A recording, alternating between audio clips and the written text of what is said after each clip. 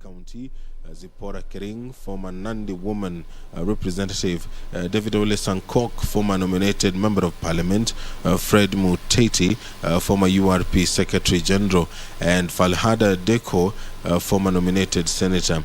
The other nominees who will be considered this morning by the Senate and the National Assembly include Winnie Odinga, who has been nominated by the Orange Democratic Movement, and there is also Suleiman Shahbal and former Kitutu Masaba member of Parliament and Party's National Treasurer Timothy Bosire, former Turkana Water and Irrigation CEC Beatrice Asku, and former Shinyalu MP Justice Kizito, as well as Mohamed Dirie, who have been nominated also to contest for the available slots.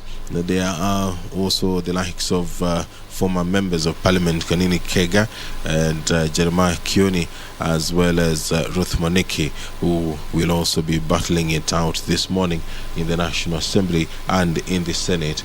The Speaker of the Senate, the Honorable Amason Jeffwa Kingi, he is walking into the chambers. I will now hand you over for this live broadcast. Enjoy your viewing. Let us pray. Almighty God, we beseech you to behold with your abundant favor and blessings us, your servants, whom you have been pleased to call to leadership positions in this republic. We seek guidance to treat and consider all matters that shall come, and our deliberation is so just and faithful a manner as to advance the peace, prosperity, and welfare of our country, and of those whose interests you have committed to our charge. Amen.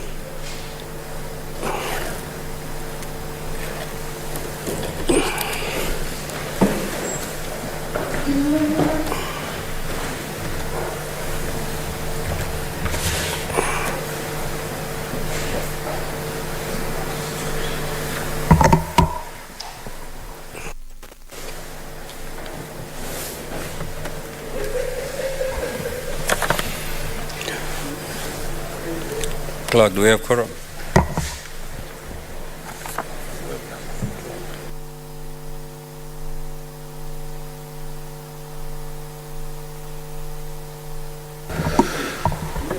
We do not have quorum, so let the Sergeant at Arms ring the bell, please.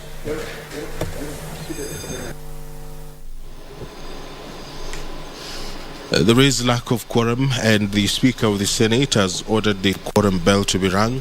And what happens in the background is that respective leadership in the House tries to whip the members who are within the precincts of Parliament to walk into the chambers and take their seats to allow business of the Senate to proceed. It is an important morning for senators, whereby they will be considering a list of nominees to the East African Legislative Assembly. These are honorable members who will take the interest of the Republic to the East African community, and a number of them have been lobbying this past week, and of course the House will be deciding this morning. It is an exercise that will take place both in the National Assembly and the Senate. Among the nominees who will be contesting for the available slots include Zipporah Kering, Hassan Omar, David Sankok, Falhada Deko, Fred Muteti, and others include Winnie Odinga and Suleiman Shahbal, Timothy Bosire, Beatrice Asku, and former Shinyalu Member of Parliament Justice Kizito, as well as Mohamed Dirie, who have been nominated to contest for the available slots. Others include former members of Parliament Jeremiah Kioni of Ndaragwa and Kanini Kega, as well as Ruth Moniki, who are also in contention for the available positions. Of course, these members of Parliament will represent the country at the regional level, and will be charged with the responsibility of ensuring that the interest of the country are taken care of. On your screen, the House has prepared for this exercise. There are voting booths.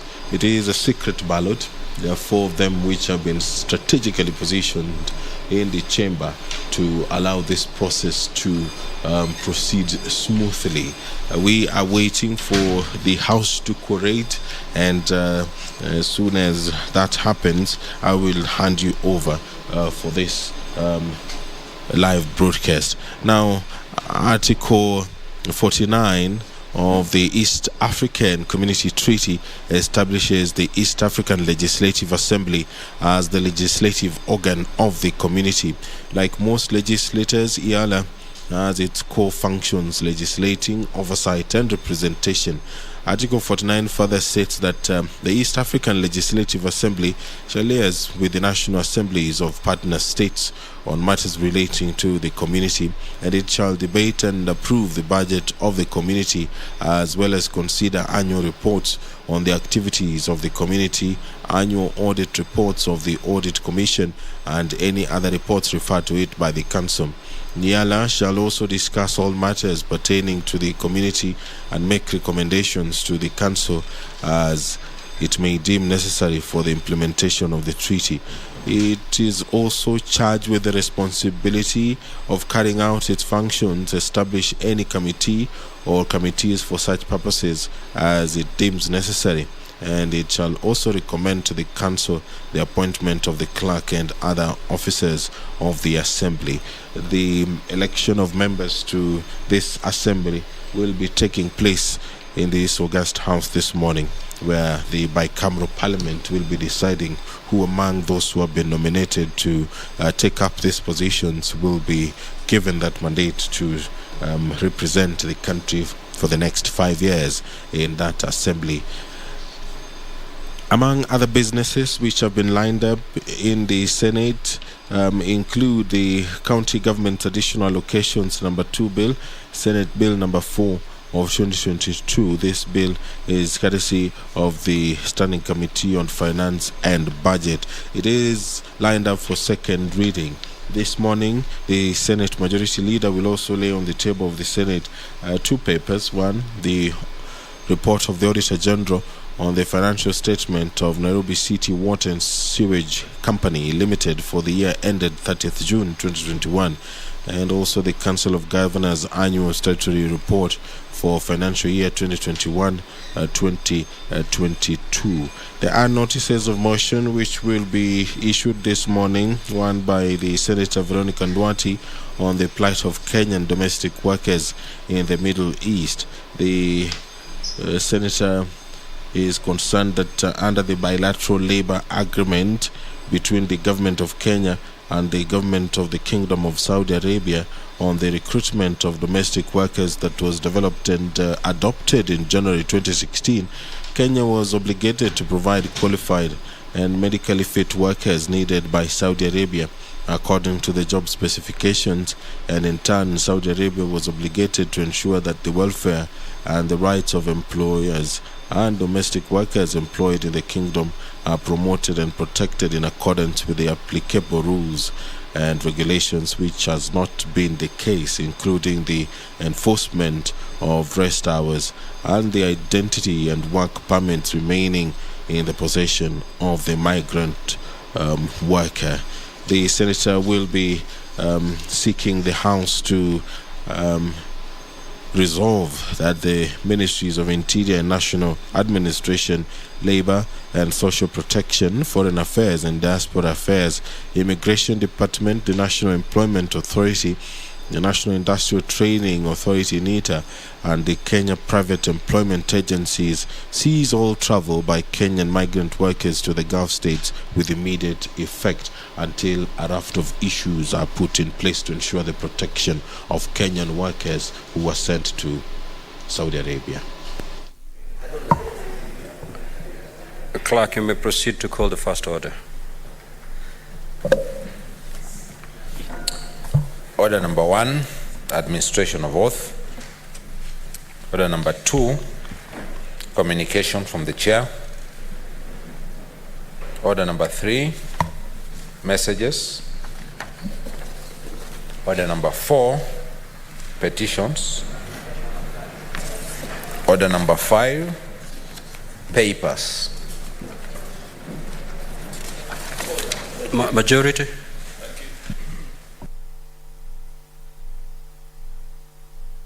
Mr. Speaker, sir, I beg to lay the following papers on the table of the Senate today, Thursday, the 17th of November, 2022. 1. Report of the Auditor General on the financial statement of Nairobi County Water and Sewerage Company for the year ended 30th June 2021. 2. Council of Governors Annual Statutory Report for financial year 2021-2022. Mr. Speaker, I beg to lay. Next order.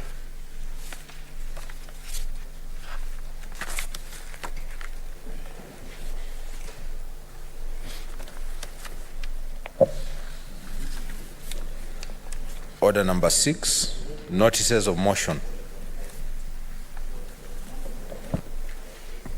Senator James Lumenen.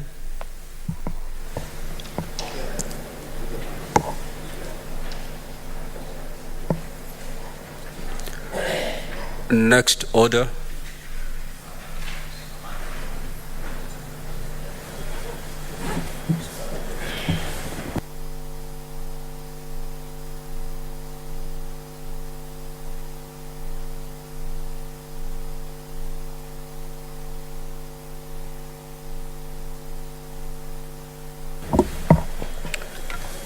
Okay. Senator Veronica, you give notice to your motion, please.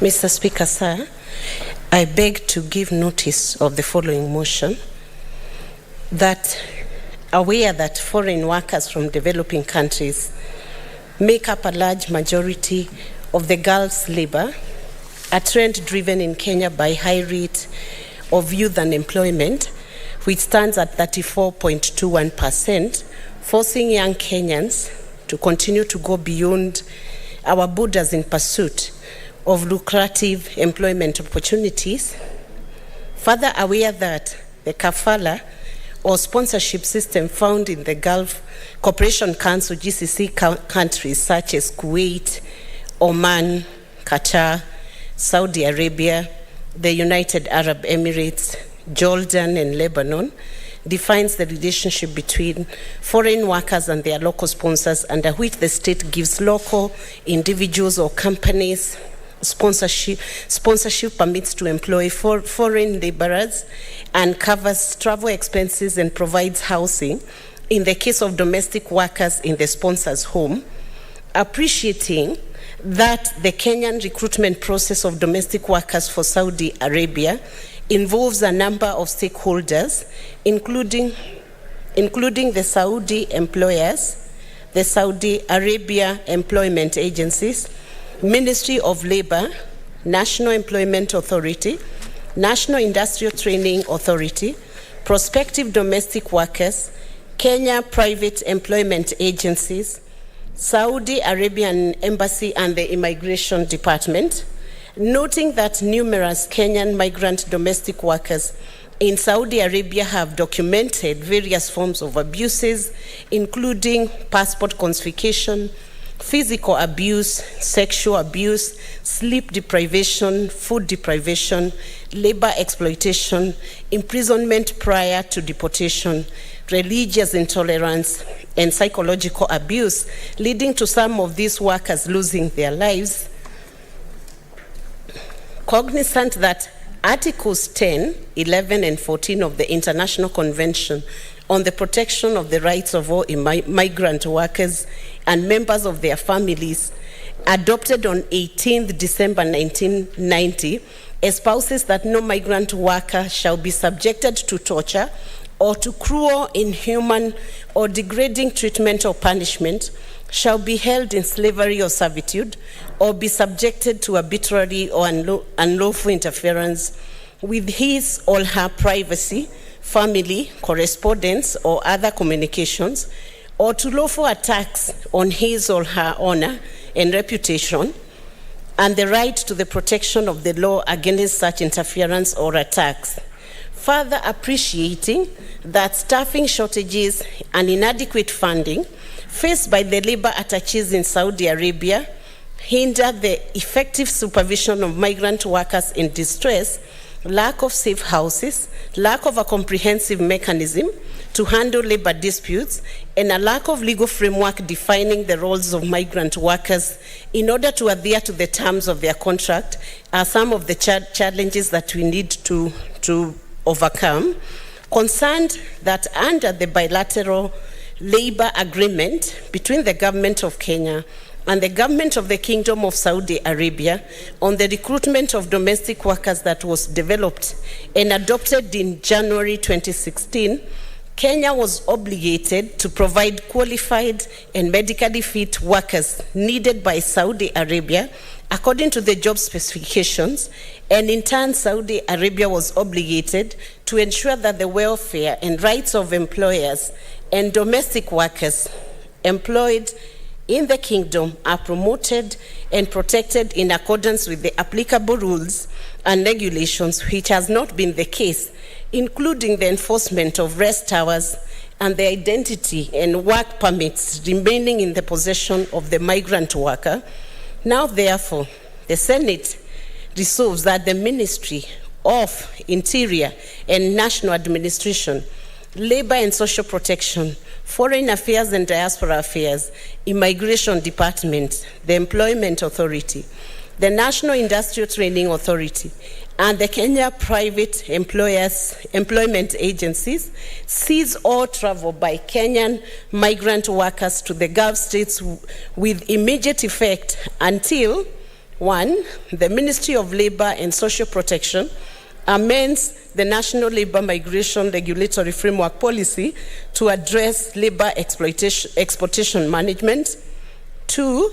The Ministry of Labor and Social Protection and Ministry of Foreign Affairs and Diaspora Affairs ratifies the multilateral declaration to the protection of workers, such as the International Labour Organization, Domestic Workers Convention 2011, number 189, and the Private Employment Agency Convention. 3. The establishment of functional overseas labor offices for the administration and enforcement of the Ministry of Labor and Social Protection policies for migrant workers. 4. A review of the bilateral agreement between the Government of Kenya and the Kingdom of Saudi Arabia by the Ministry of Foreign Affairs and Diaspora Affairs to adequately address identified gaps and emerging issues. 5. That they are established safe houses to serve as central hearts of welfare and assistance to migrant workers and temporary shelters for overseas Kenyans in distress. And number 6, that any Kenyan in distress, and in particular, Helen Kemuto, be rescued and brought back to Kenya from Riyadh, Saudi Arabia. Mr. Speaker, sir, this motion is informed by the fact that there are many Kenyans. Honorable Senator, if you're giving notice, you simply read the motion. Thank you. Thank you.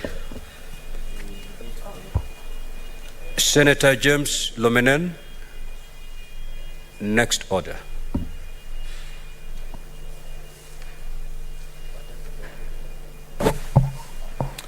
Order number 7, statements.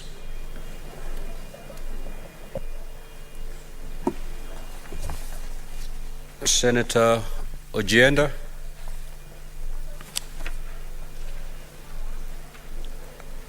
Senator Abbas Mohammed.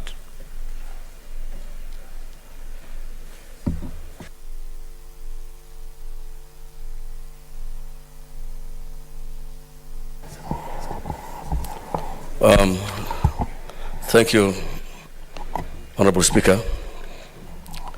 Honorable Speaker, I rise pursuant to Standing Order 531 to take a statement from the Standing Committee on Energy, the state of power supply in Wajir County, especially Wajir Town.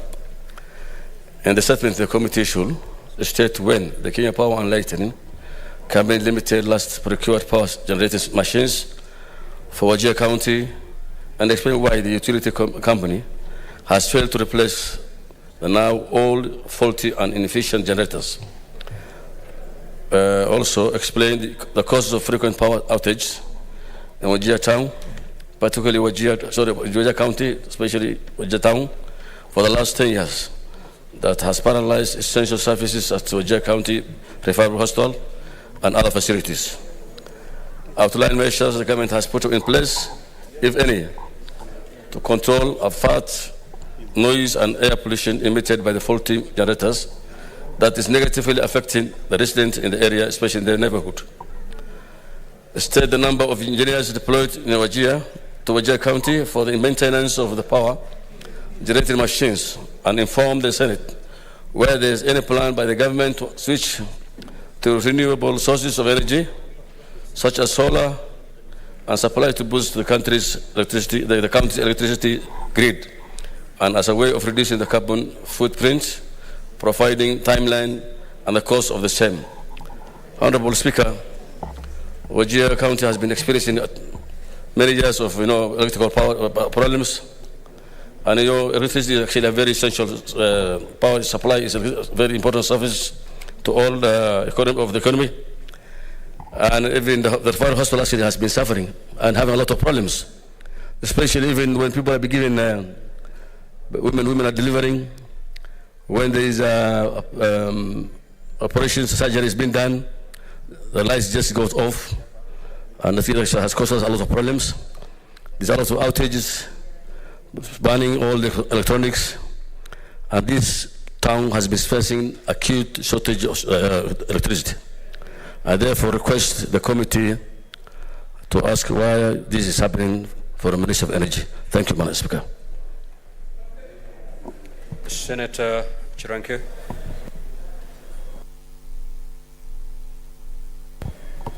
Mr. Speaker, I want to join Senator Mohammed Abbas, and it is unfortunate, although his statement it did not indicate, but I suspect that Wajir County is not connected to national grid. It is very unfortunate that part of the country cannot access electricity. Mr. Speaker, as we are aware, electricity or energy is very key and critical in terms of both infrastructure, health services, and even the economy, Mr. Speaker. Because if the people who do business in Wajir County, and that place is hot, they might need to use electricity, especially in fridges, in keeping their food and other things, Mr. Speaker, and even using in hospital. There are drugs that must be kept in fridges, Mr. Speaker. So it is very unfortunate if Wajir County is experiencing electricity problems. There is no reliability in terms of electricity. I hope the Committee of Energy should look into this issue, Mr. Speaker. Even as the cost of electricity is very high, the Energy Committee, I remember the chairperson, Senator Wamatinga, brought a statement on the status of the affordability of electricity is still very high, because the biggest elephant in the room is IPPs, that is independent power producers, who still sell their power to the Kenya Power and Lighting Company in exchange of dollar, Mr. Speaker, and that one continue to be expensive. The unreliability of power is very unfortunate in this country, and I hope the new CS, Davis Chirchir, need to up the game. Sometimes you wake up, even here in Nairobi and many other places, Mr. Speaker, the reliability of electricity is still very unfortunate, and I hope the people of Wajir County, Mr. Speaker, should feel that they are part of the great country of Kenya by accessing sightings of electricity, Mr. Speaker. Finally, Mr. Speaker, even as we discuss about Wajir County, we need to step up on last mile connectivity, Mr. Speaker, so that each and every village in this republic, from Kilifi to Nandi to Turkana to Isiolo, Mr. Speaker, must have access to electricity. Mr. Speaker, I remember during the last session, we want, especially in Wajir and northern parts where there is a lot of sunlight, there is a lot of sunlight, Mr. Speaker, we also need to appeal to government and Ministry of Energy with the new minister to zero rate importation of solar products that are being imported to the country so that we have alternative. Mr. Speaker, we cannot talk about green energy and climate change if we cannot work towards the talk of green energy. And one of the ways of achieving green energy, Mr. Speaker, is zero rating importation of solar products so that people who live in northern part of Kenya where they have access of sunlight can, in place of electricity, they can use solar energy and therefore encourage green energy, which is in line with the climate change agenda that we are pushing as a country. Mr. Speaker, with those very, very remarks, I support and congratulate Senator Abbas Mohammed, and I hope this issue can be resolved as soon as possible so that the great people of Wajir County can have an opportunity of also enjoying the services of Kenya Power and Lighting Company. I thank you, Mr. Speaker. Senator Roba. Thank you, Mr. Speaker. I rise to support the statement by Senator Abbas. I come from a region that the only source of electricity is diesel-powered generators. As you are aware, since the advent of devolution, over 10 years, in these counties, and particularly I take an example of Mandera, we've had more than 10 very commercial investors, actually 10 heavy commercial investors who have come but could not invest because of inadequate power supply by the diesel generators. The counties of Wajir, Mandera have diesel generators to a capacity of 1 megawatt to 1.5 megawatt, and that is not enough for even domestic utilization. And the diesel generators, because of the high ambient temperature in Wajir and places like Mandera, are susceptible to regular breakdowns. I know that our sister county of Garissa has 50 megawatts of electricity that is solar-powered electricity. And when that was redirected to join the national electricity grid, instead of taking care of Wajir and Mandera that is in dire need, then we are left disadvantaged very, very severely. The concept of devolution needed to bring along some aspect of private investment that was able to take care of employment opportunities as well as income generation for county government.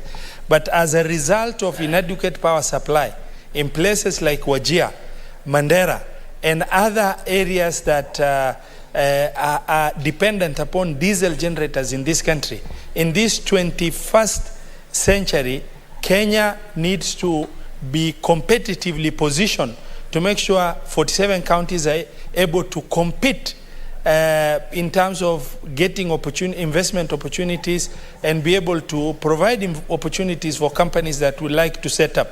Now, forget about supporting companies that will require commercial power supply, but domestic power supply in Wajir and in places like Mandera is extremely unreliable and extremely inadequate.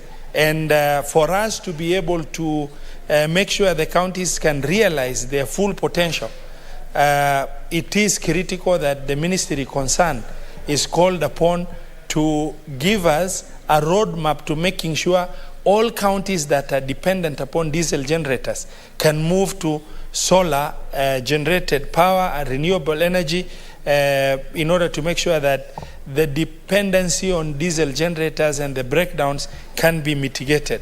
I rise to support and congratulate Senator Abbas for bringing this motion to the House. Thank you, Mr. Speaker. Senator Wamatinga. Thank you very much, Mr. Speaker, sir. I also rise to support this very, very important motion because we know that Kenya has, in the last couple of years, tried so much to break away to become an industrialist country. However, Mr. Speaker, sir, with the cost of power as currently it is, it would be almost impossible to achieve that. Mr. Speaker, sir, it is a common knowledge that our neighboring countries like Ethiopia produce power at a far much cheaper rate as compared to Kenya power.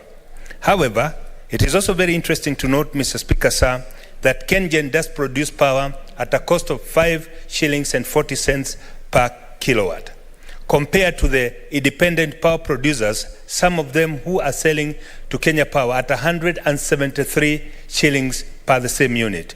Mr. Speaker, sir, the question arises why we as a country have come up with legal framework by imposing tariffs, taxes on solar panels, which are supposed to be zero rated, but it is done in a very punitive way that you have to pay the taxes first and then claim later from KRA. Mr. Speaker, sir, counties like Wajir, Marsabit, Mandela, which are known to be very, very hot areas, would enjoy and actually achieve maximum results by using solar power. This would be in addition to the fact that, Mr. Speaker, sir, we may not need long transmission lines moving from one county to the next if we came up with localized solutions like solar power, where each county should be encouraged to set up a solar farm and supply power within its locality. This, Mr. Speaker, sir, in the new administration of the Kenya Kwanza government with the new PPPs, this would be actually a very, very positive step that we can encourage the counties to take, so that the dependency on Kenya Power, which fluctuates every time, will come to an end. Mr. Speaker, sir, I being the chair of the Energy Committee, I know that there have been a lot of problem challenges, some of them sanctioned by a lack of transparency, lack of accountability, and most unfortunately, lack of commitment from Kenya Power. If you look at the money that they make from supply of power, they are already making too much that they do not mind going to such counties that are outliers to make sure that they supply power. Mr. Speaker, sir, if the government and indeed the ministry undertakes to overhaul power generation strategy, we need to look at more renewable power, and such counties like Wajir, Marsabit, Mandela, Turkana could benefit a lot from solar energy. Mr. Speaker, sir, it is also not lost to this House that we did start a solar wind power project in Turkana, in Marsabit, the Lake Turkana windmill power station, which we know that, Mr. Speaker, sir, it costed the taxpayer a lot of money because the conceptualization of the project, even before completion of the project, there was already a power purchase agreement. Mr. Speaker, sir, you know that this agreement was supposed to make Kenyans pay for the power, regardless of whether they're using it or not. Mr. Speaker, sir, these are things that we must look at. These are things that we must address.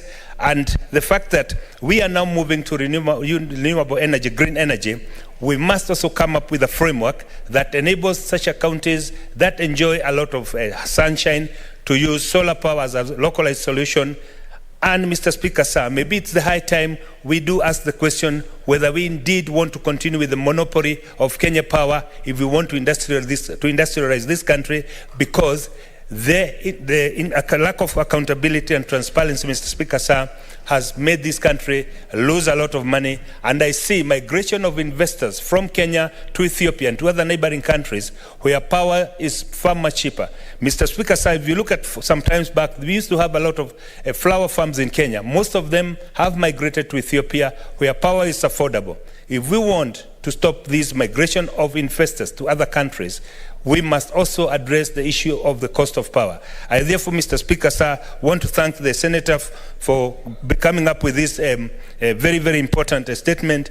And we as a House must also start thinking about what localized solutions we can get for our counties, because we do not enjoy homogeneity of the counties and their backgrounds. And I think some of them would be doing very, very well if we came up with a localized solution. Thank you. Thank you very much, Mr. Speaker, sir. I support.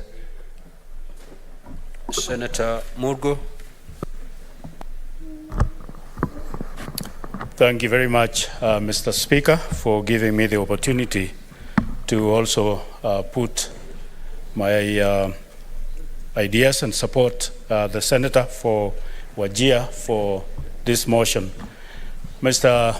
Speaker, Kenya Power or power is a component that is very essential in many, many ways in life.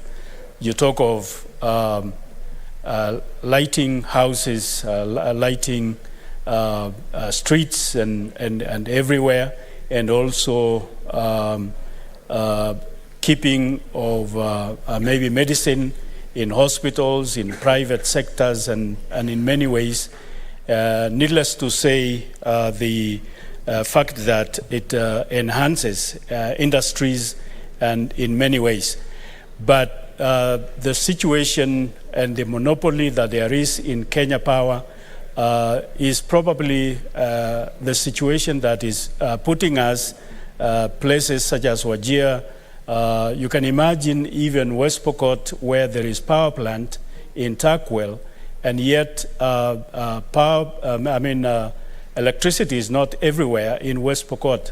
There is only a small percentage, probably around Kapenguria, but the rest of the county is not lit because of the sluggishness that there is in Kenya Power and monopoly that they have, so that they are not competing with anyone for supply of power.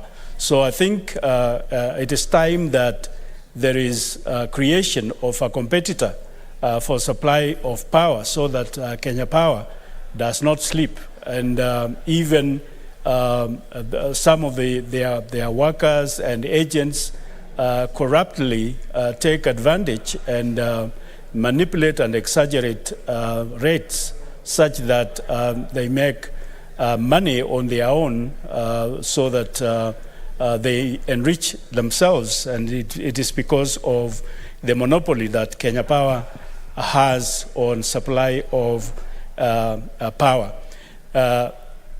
There should be a way of pushing Kenya Power to be able to cover everywhere, not where they have been and not where they wish, but to make sure that they are in all the counties, so that our counties are lit and supply of power is everywhere, not in a few places. And so my opinion is that Kenya Power should also look for alternatives that can light up some of the counties, and like somebody has mentioned already, sunshine that there is in the northern belt or districts should be made use of, so that there is an alternative of power rather than depending on electricity only. And therefore, I rise to support the motion. Thank you.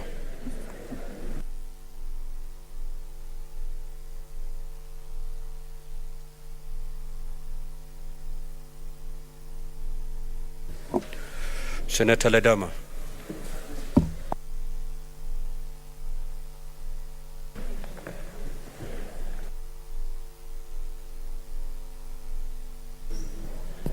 Thank you, Mr. Speaker. Mr. Speaker, I rise to support the statement by Senator Abbas Mohammed on the issue of electricity.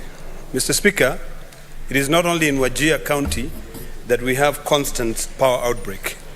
And I think it's about time for us to start thinking seriously. And I'm happy that I'm a member of the Energy Committee, and I share the sentiments of my chairperson in terms of looking at other alternative sources of energy.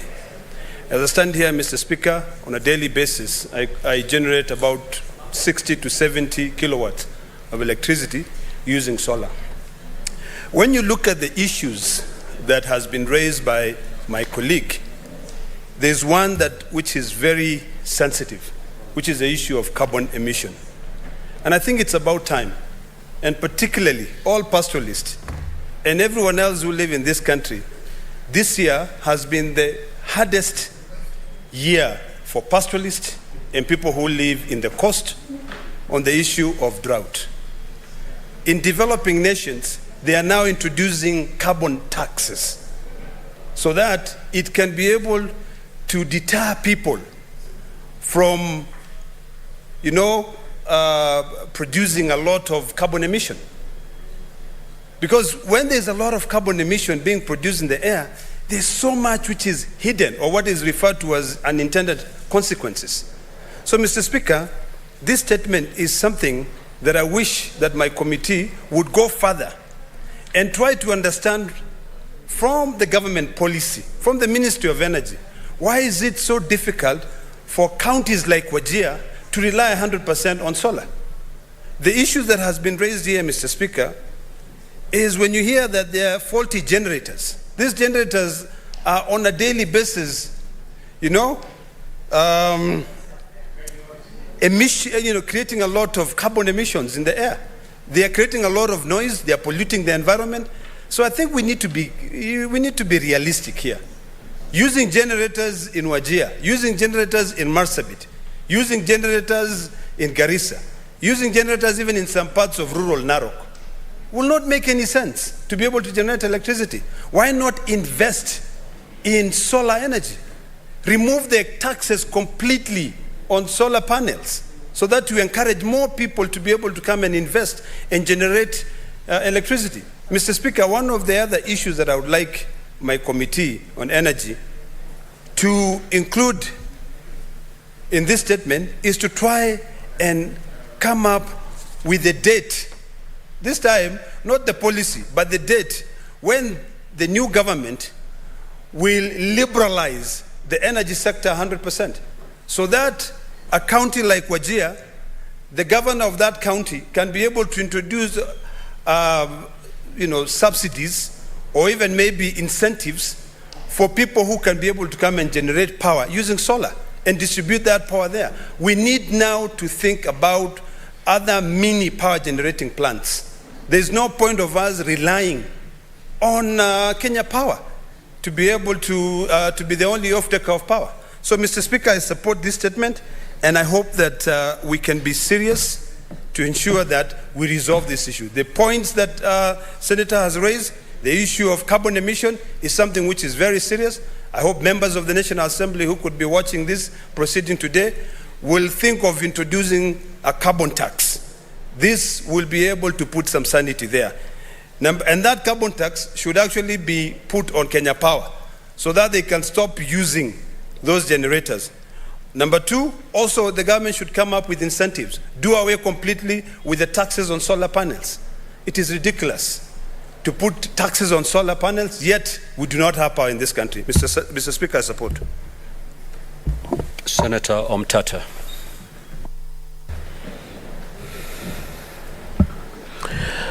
Honorable Speaker, I stand to support the motion, and in doing so, I would only like to point out that Kenya Power is a very strange animal because of the percentages that it has played around with in shareholding.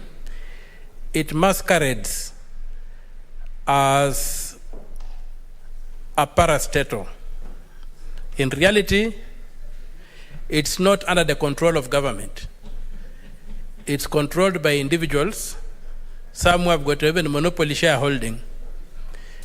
And as such, being a strategic organ, electricity being a strategic sector, just like roads, Kenya Power is virtually controlled by individuals, and the Kenyan state has got no mechanism for intervening in the power sector. So it will be important either for the government to take steps to renationalize Kenya Power, or to set up a serious distribution company that can carry out the mandate of Kenya Power. You'll find that even new companies coming up are hamstrung to distribute electricity because Kenya Power tends to claim that the national grid is a private property. The national grid is not a private property. It was built using taxpayers' money. And why Kenya Power should lock out its competitors from using the national grid is something that the government needs to address. We also have the question of PPAs, power purchase agreements, which are skewed against the Kenyan voter the Kenyan taxpayer or consumer of electricity. And these are the things that have pushed the cost of power through the roof in Kenya to a point whereby we cannot compete. In supporting this motion, I call upon the government of Kenya to get serious with the question of electricity in this country. To either, and to get mechanisms for having tools with which they can intervene in the market to control and regulate the cost of power.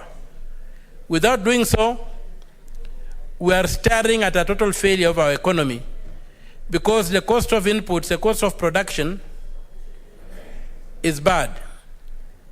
And if you go to some areas like Western Province and in particular in Busia, we can hardly talk of Kenya Power and lighting. We talk of Kenya Power and darkness. Because most of the time you are in the dark. It keeps on going out, it keeps on going off. Where there's a small, where there is a, where you have some small shower, the lights go off. And then you also find that the way they have laid out their distribution network is such that where they are not able to localize power failure, so that if there's a small problem in one area, the entire region is cast into darkness. You wonder what their engineers are doing instead of coming up with a distribution network whereby they can isolate a local problem and deal with it, and the other sectors continue running. Mr. Speaker, sir, recently you saw the suckers around transformers that were allegedly imported into this country, and they were obsolete. They could not be deployed. Nobody has been held accountable for that. And so it looks like the cartels that are controlling electricity in this country, or the power sector, are untouchable. As regards renewable energy, we must realize that yes, the future is in renewable energy, but currently what we have and what is working is the forms of energy, the traditional forms of energy, which include power. So as much as we push for solar power, wind power, and for the removal of taxes in these renewable sources of energy, we must realize that a big chunk of our electricity in this country is renewable. We have electricity from geothermal, we have electricity from hydroelectric. And I think under President Kibaki, he had made a conscious effort to eliminate these private power generators, these diesel-based generators. It is the Jubilee government which brought them back.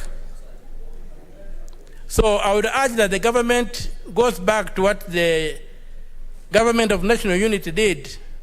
The government of President Mwai Kibaki and the Prime Minister Raila Amolo Odinga did to rein in these private power generators who have signed very skewed PPAs, some which we pay up to 36 billion shillings a year without even getting a unit of electricity. But the contracts are there. I also think that the PPAs must be subject to Article 10 of the Constitution. There has to be transparency, there has to be public participation on the PPAs. Kenya Power cannot just sit in a dark room with somebody, sign a PPA, and condemn Kenyans to pay. Right now, Mr. Speaker, sir, if you look at your bill for power, it clearly shows that you pay a very small fraction for the power you consume. The rest is going to make some people rich. And it is not acceptable that under the cover of the law, Kenyan taxpayers and Kenyan consumers of electricity are exploited. So, Mr. Speaker, sir, I stand to support the motion and pray that it passes. Thank you. Honorable Senators, I have noted the way we handle statements and requests for statements under Standing Order 52 and Standing Order 53. And from the way a member requests for statement, we proceed to debate. And we shouldn't be debating a request for statement. We ought to debate the statement when tabled by the relevant committee. And therefore, going forward, when Honorable Senator rises to request for a statement, unless there's something lacking and the Senator wishes the relevant committee to consider as it retires to consider that request, then you can rise and make an additional request, for more areas that maybe the Honorable Senator who is requesting has left out. Because as it stands now, we're basically debating a non-existent statement. So as we proceed, kindly bear in mind, if we do that, we'll use very little time to do that, and then we will be able to use more time when these statements are tabled and we can proceed to debate them. So, Honorable Osotsi, what is your point of order? And what is your point of order? And I hope Speaker, it's not, sir, the tradition. I hope it's not referring Yes, to the. What I want to say, Mr. Speaker, sir, is that the tradition of this House is that we have not been debating those statements.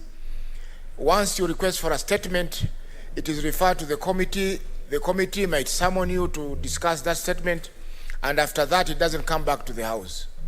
That is what has been happening for the last 5 years or 6 years I've been here. So unless maybe, because the issues that maybe have been mentioned in the statement are the issues that the member thinks or is of his opinion that are of concern to him. But now the members maybe want to enrich that statement, and they may not get an opportunity to come back to the House for further debate. As last week, the Honourable Senator for Embu raised an issue about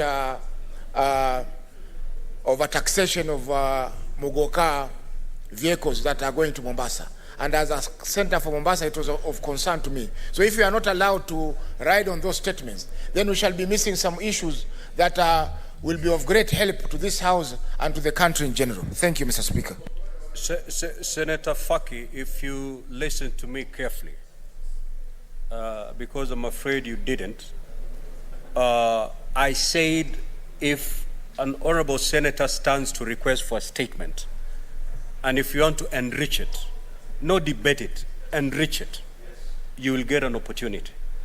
But what I have noticed going for the few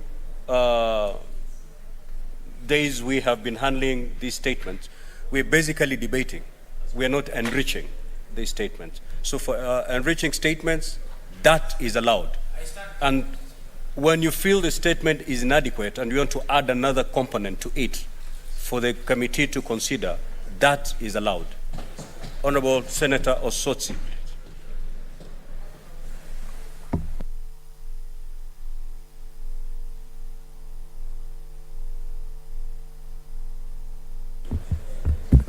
Thank you, Mr. Speaker. Mr. Speaker, I wish to request for a statement regarding the drought situation and the relief food distribution. Mr. Speaker, sir, I rise pursuant to Standing Order number 53-1 to seek a statement from the Standing Committee on National Security, Defense and Foreign Relations on the drought situation and the relief food distribution in Kenya. Mr. Speaker, in the statement, the committee should do the following.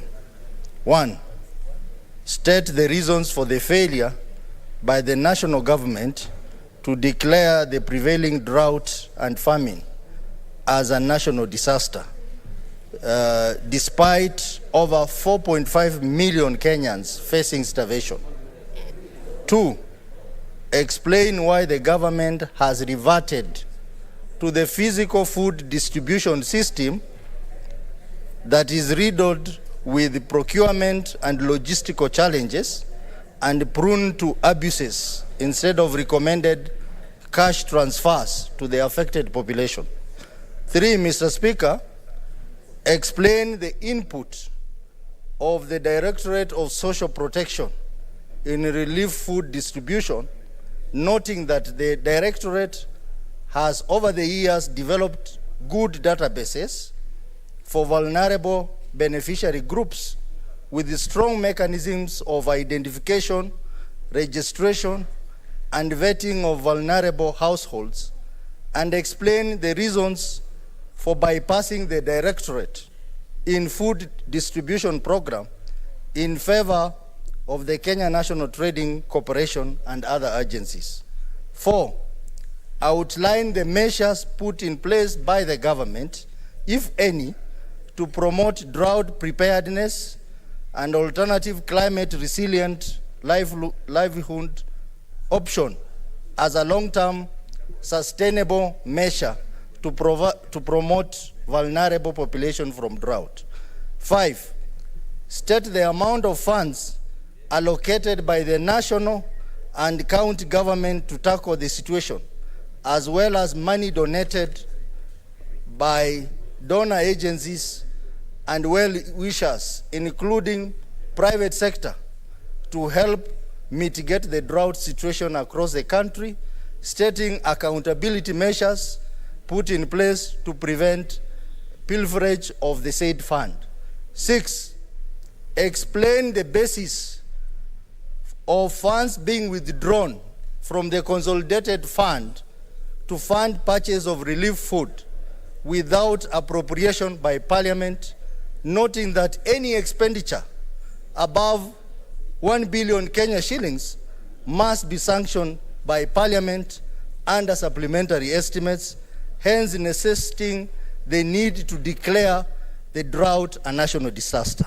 And lastly, Mr. Speaker, call for the audit of the relief food distribution program and the drought mitigation funds by the Office of the Auditor General to ascertain whether the funds have been utilized in the best interest of the public. Mr. Speaker, if you allow me to say one or two things. You may not be able to do that. Thank you, very well, very well. Thank you. Thank you, Mr. Speaker. Honorable Senator, yes, what is your point of order, Honorable Boni Kolale?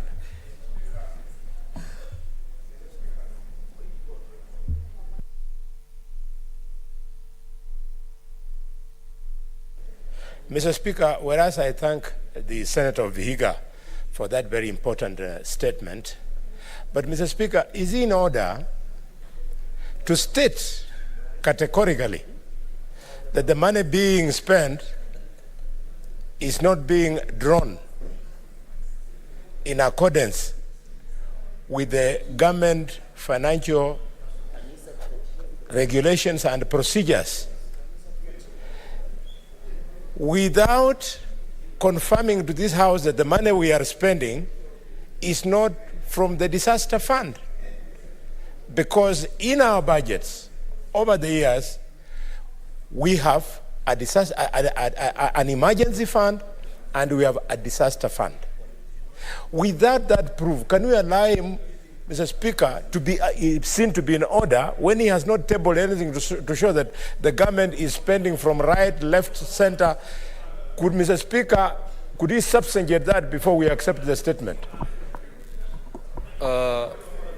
Honorable Senator Osotsi, you requested for a statement, and in that statement it will be upon the committee to investigate such matters, and therefore stating in finality will not give room to the committee to investigate that matter. And I think on the issue of where the funds are drawn, whether legal or otherwise, that you should leave it to the committee to investigate and report. Honorable Senator Cherangei, please make your request for statement.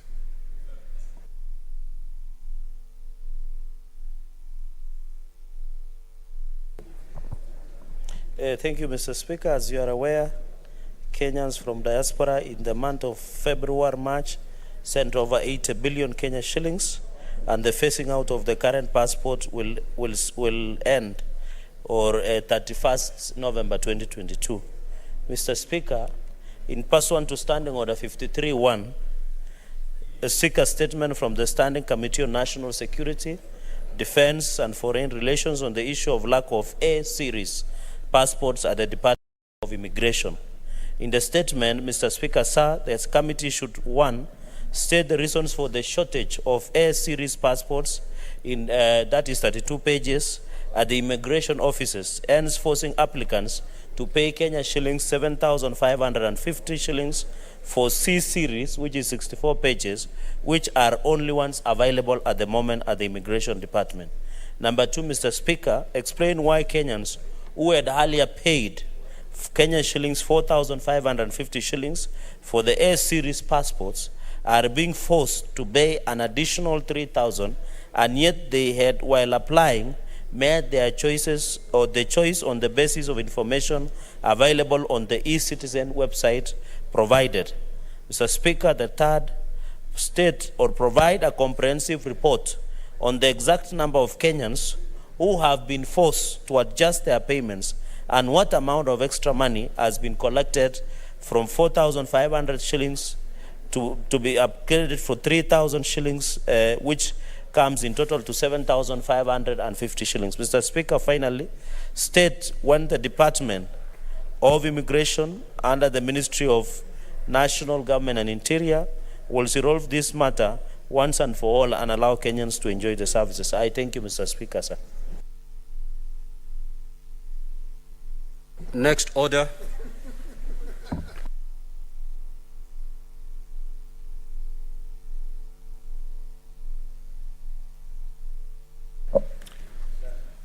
Order number 8, election of members to the East African Legislative Assembly.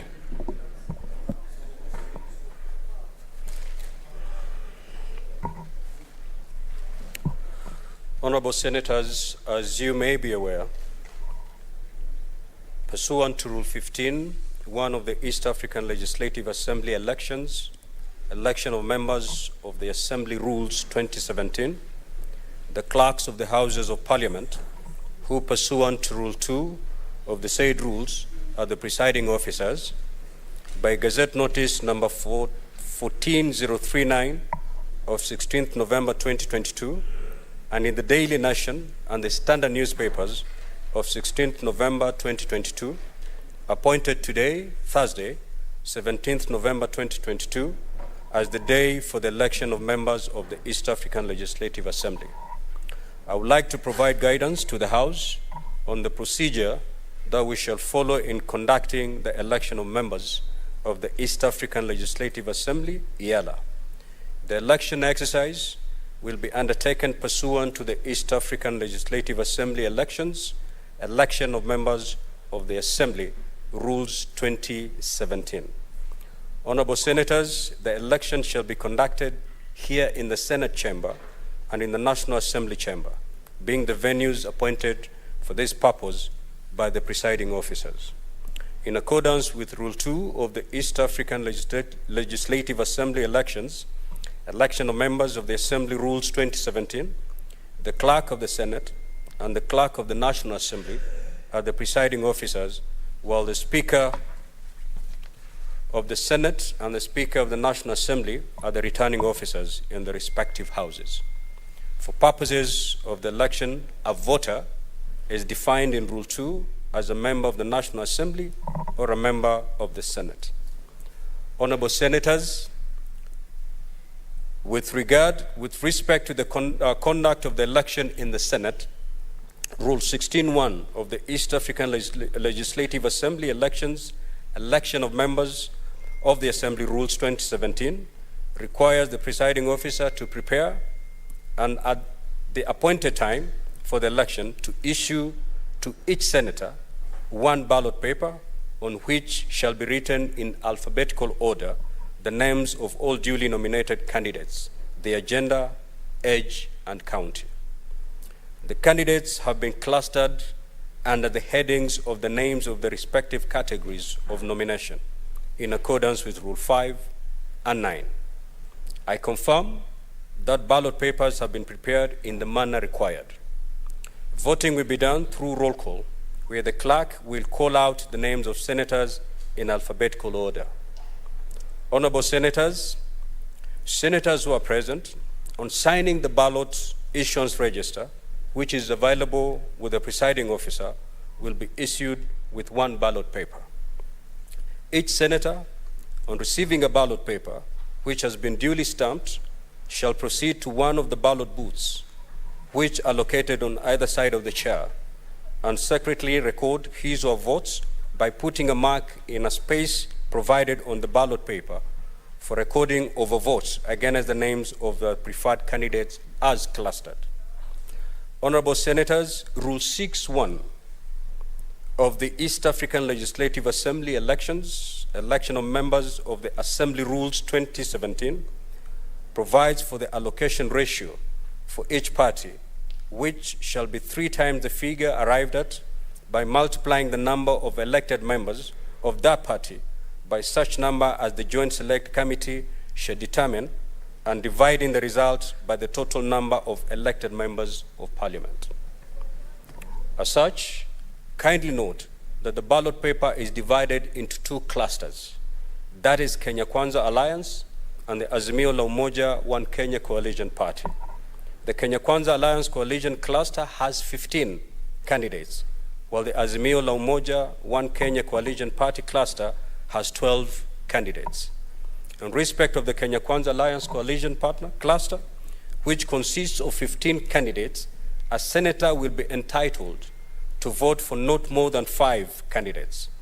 The persons to be declared elected in respect of the Kenya Kwanza Alliance cluster shall be 5 candidates with the highest number of votes, who must include at least 2 candidates of either gender. In respect to the Azimio la Umoja One Kenya Coalition Party cluster, which consists of 12 candidates, a senator will be entitled to vote for not more than 4 candidates. The persons to be declared elected in respect of the Azimio la Umoja One Kenya Alliance Coalition Party cluster shall be 4 candidates with the highest number of votes, who must include at least 1 candidate of either gender. Honorable Senators, please bear in mind that in accordance with Rule 17.3, a voter can only cast as many votes as the number of the total candidates to be elected. In this case, 9 candidates. Honorable Senators, you may walk in.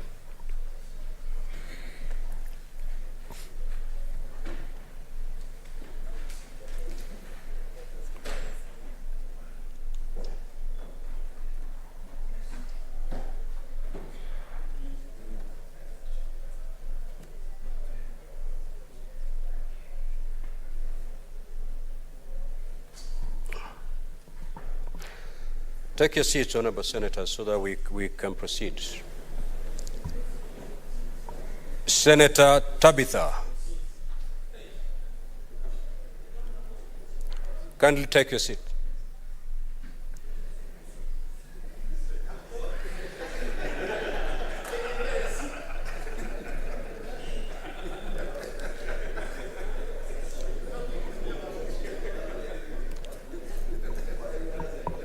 Senator Tabitha, acquaint yourself with the standing orders. When the chair is upstanding, you take your seat. Honorable Senators, it is also important to note that in reckoning the candidates to be declared elected, Section 4.4 of the East African Legislative Assembly Elections Act 2011 requires that at least 1/3 of the elected members shall reflect either gender. Honorable Senators, let me also clarify that under Rule 17.4, where a voter casts more votes than the number of candidates required to be elected, the ballot paper of that voter shall be regarded as spoiled. Rule 17.5 provides that a ballot paper shall not be regarded as spoiled where the voter casts a number of votes that falls below the number of candidates to be elected.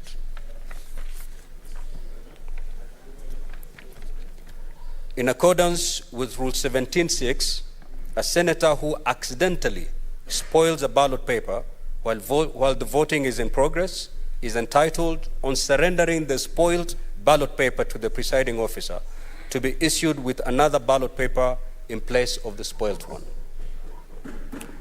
Honorable Senators, after marking the ballot paper and while still in the booth, you are required to fold your ballot paper and proceed to deposit it in the ballot box placed on the table of the Senate and resume your seat. Honorable Senators, as required by Rule 18.1, once all senators have cast their votes, I will appoint 2 senators, one from either side of the political coalitions, to be counting agents for the candidates. In accordance with Rule 18.2, the presiding officer shall, in the presence of the counting agents, count and tally the votes cast. Honorable Senators, pursuant to the provisions of Rule 19, when the votes have been counted and the results of the election ascertained, A, the presiding officer shall record the results of the tally and report to the Senate the result of the election together with the number of votes recorded for each candidate under the respective clusters. B, the returning officer shall thereafter send a message to the National Assembly communicating the results of the Senate, which the Speaker of the National Assembly, as the other returning officer, will announce to the National Assembly. And the presiding officer of the National Assembly will likewise report the results of the National Assembly elections to the National Assembly, and the returning officer of the National Assembly will send a message to the Senate communicating the National Assembly election results. Honorable Senators, considering the number of members in the National Assembly, the election exercise will most likely take longer in the National Assembly than in the Senate. In the period before conclusion of the voting in the National Assembly and transmission of both the National Assembly election results and the combined results of the elections conducted in both houses to the Senate, we shall proceed with other business scheduled in today's order paper. Upon receipt of the message from the National Assembly on the results of the National Assembly and the combined results from both houses of Parliament, I will proceed to announce the results to the Senate. In the event that there will be need to suspend the proceedings of the Senate for the convenience of the House, a determination will be made at that time. Honorable Senators, let me also point out that in the event of a tie between 2 or more candidates amongst those with the highest votes in any of the clusters, the process will be repeated in both houses between the respective candidates. As I conclude, I would like to remind honorable senators that during the entire election exercise, the East African Legislative Assembly election of members of the Assembly Rules 2017 and the Senate standing orders are applicable and will be enforced by the Speaker as necessary. Finally, honorable senators, I wish to draw to your attention to Standing Order 91 on decorum during division, which require, among others, that senators shall maintain order in the Senate and shall be in the designated seats and shall remain seated until the results is announced. That said, honorable senators, we will forthwith commence the elections, and I now direct the presiding officer to proceed. I thank you. What is your point of order, Honorable Kalwale? Mr. Speaker, it's just for further clarity and for avoidance of doubt. I have not recently read the rules that you are referring to. Because we are men and women of this world, Mr. Speaker, I would appeal to you that if the rules don't so state, then please, because we are going to have our exercise end earlier than the National Assembly, do not send a message there before they conclude theirs. The temptation can naturally be that upon knowing the outcome here, and probably a preferred candidate in quotes is missing 2 votes can be assisted there to unfairly defeat another one. I would request, Mr. Speaker, unless the rules so say, that you sit on our message until they have concluded, then you exchange messages at the same time. I thank you, Mr. Speaker. Honorable Kalal Boni, the message that will be sent to the National Assembly shall not be read until they've concluded their voting. It shall not be read midway until they have concluded their voting. And therefore, it shall not in any way prejudice the process of voting in the National Assembly. They will not know the results until the very tail end when they've concluded theirs. Let's proceed.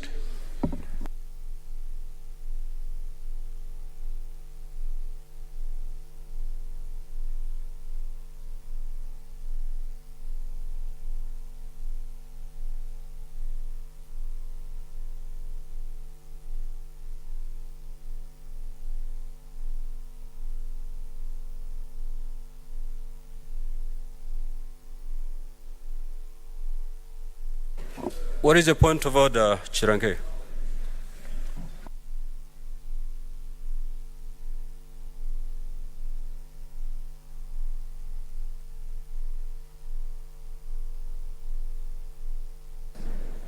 Mr. Speaker, just so that it allows the House to move with speed and also assist.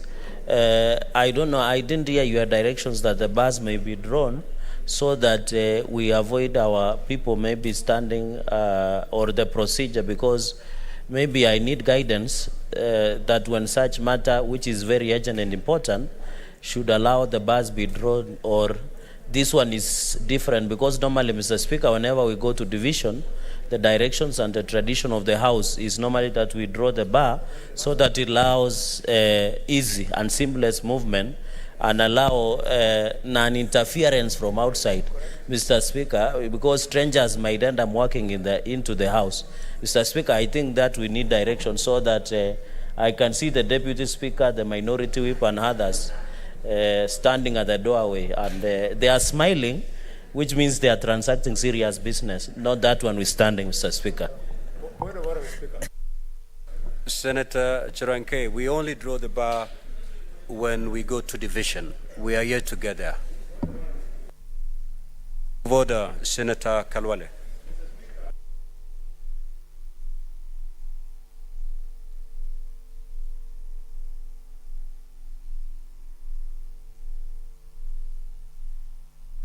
Thank you, Mr. Speaker. Mr. Speaker, just to augment the point raised by the Senator of Nandi, I'm equally surprised, Mr. Speaker, that we are going into division. And yet the division bell has not been rung. I would have expected it be rung.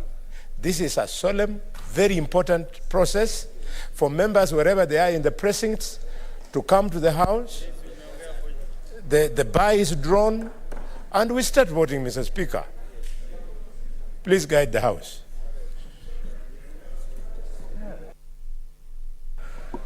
Senator Boni Kalwale, this is not a division. When we get there, the division bell will be rung. We're not there yet.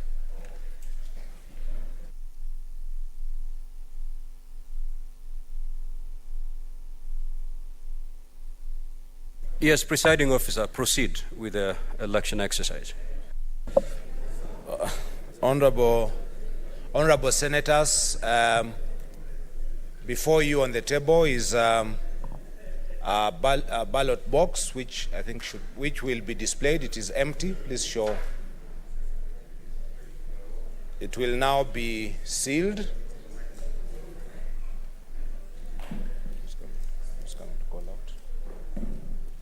When called out, you will please come to the table. You will sign the register. After signing the register, you will be given a ballot paper, which will be stamped. and then you can proceed to either side. If you are sitting on my left, please come to the left where you will sign the register and proceed to the ballot, to the booths that are on the left. If you are sitting on the right, please come to the right-hand side and sign the register, get the ballot paper, and proceed to the booths on the right. Who's the register?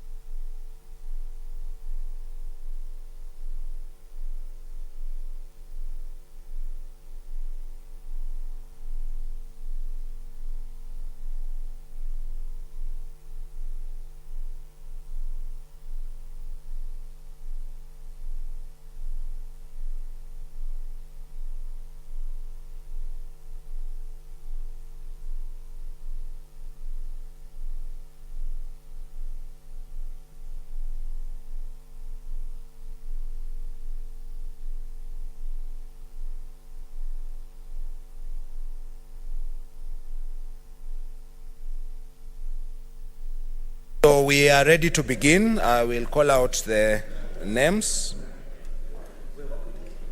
Abbas Sheikh Mohammed.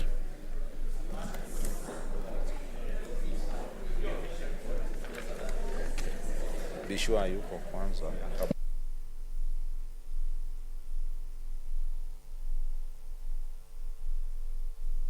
There is a pen. There are pens at the table. You don't need to find one, please.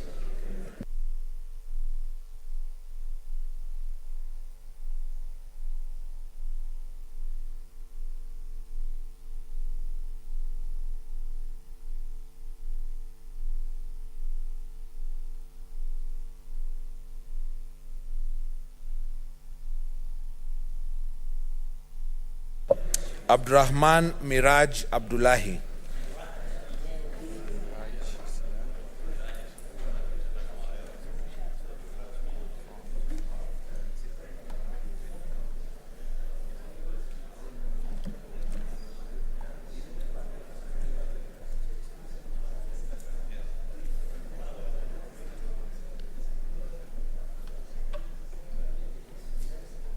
Adan Dulo Fatuma.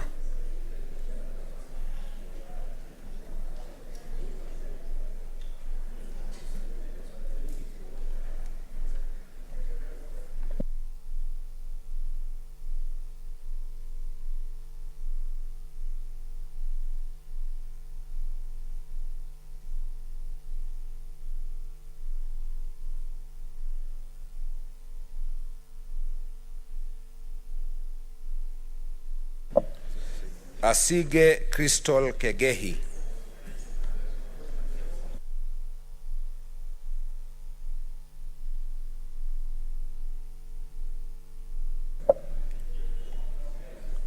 Boy Isa Juma.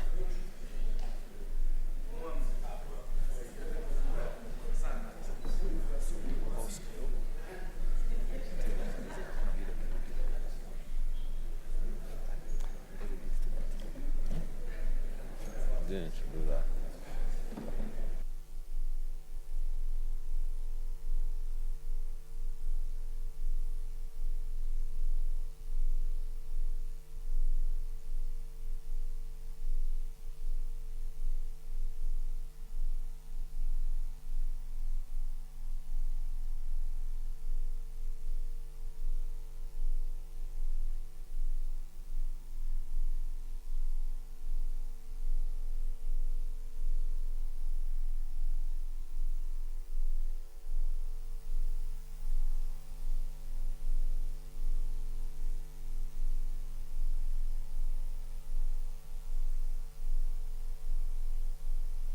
Honorable Senators, in accordance with the rules, I have a spoiled ballot paper, so I am issuing another ballot paper. So, so andika.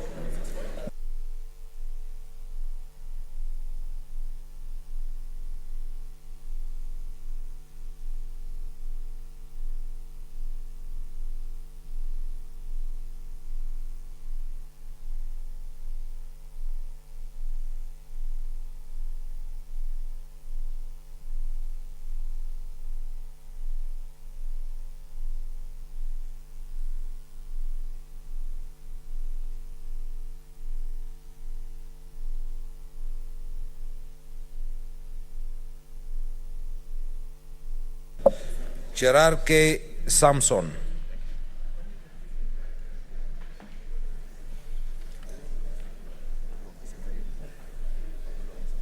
Cherarke Samson.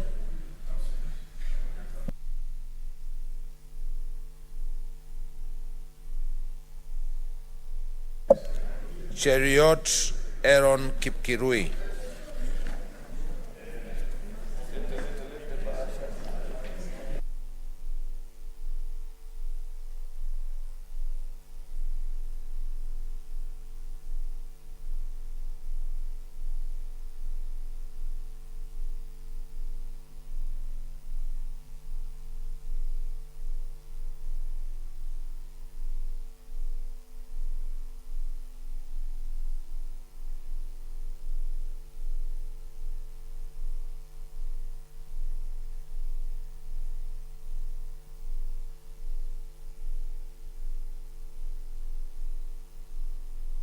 Chesang Alan Kiprotich.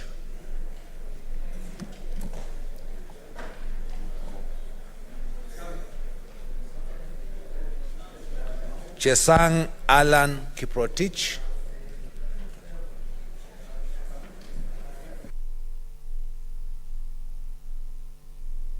Chute Mohammed Said.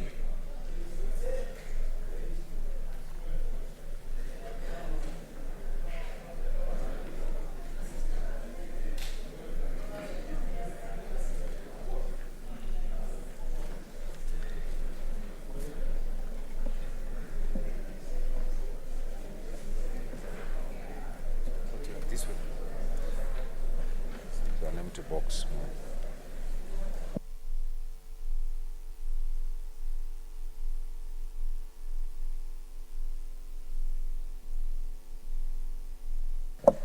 Ekomwa James Lomenen.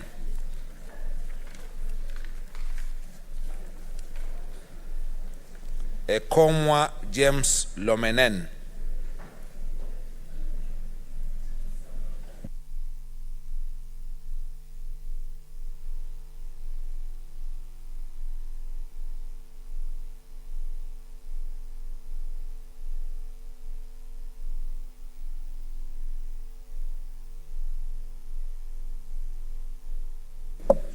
Haji Abdul Mohammed.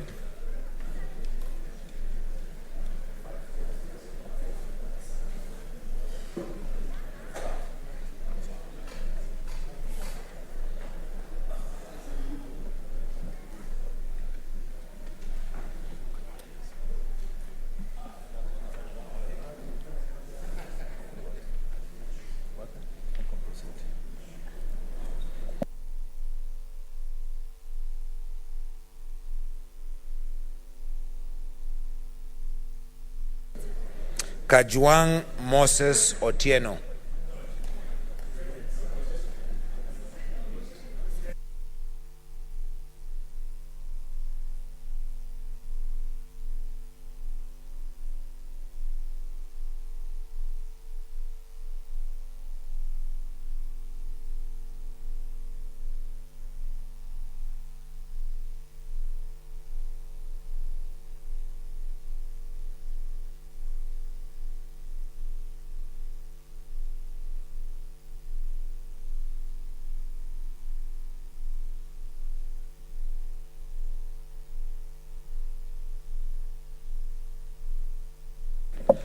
Kamar Margaret Jepkoech.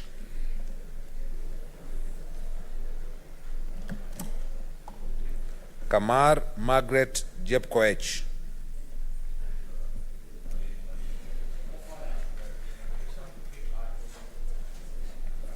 I need to know when it's empty. Well, she doesn't know. They don't know. There are two people right now.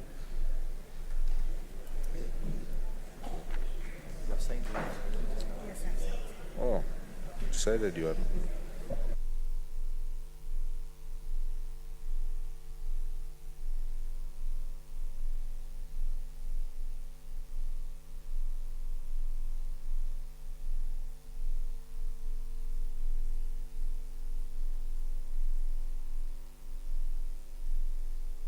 Kamau Joseph Githuku.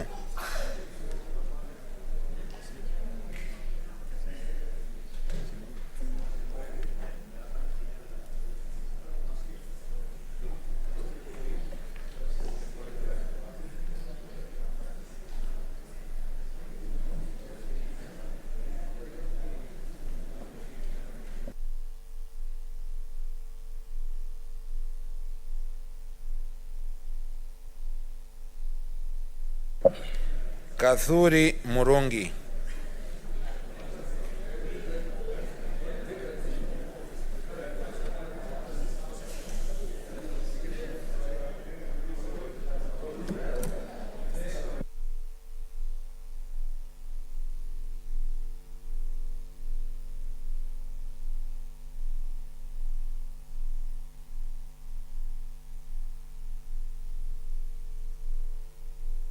Keroche Tabitha Karanja.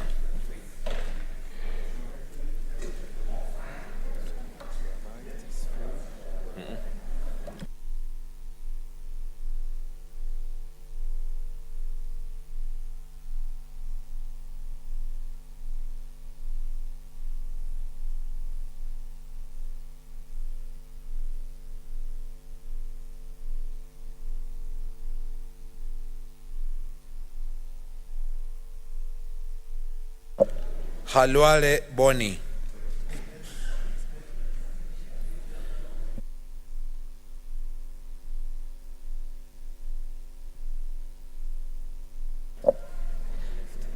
Please go to the left. Please go to the left.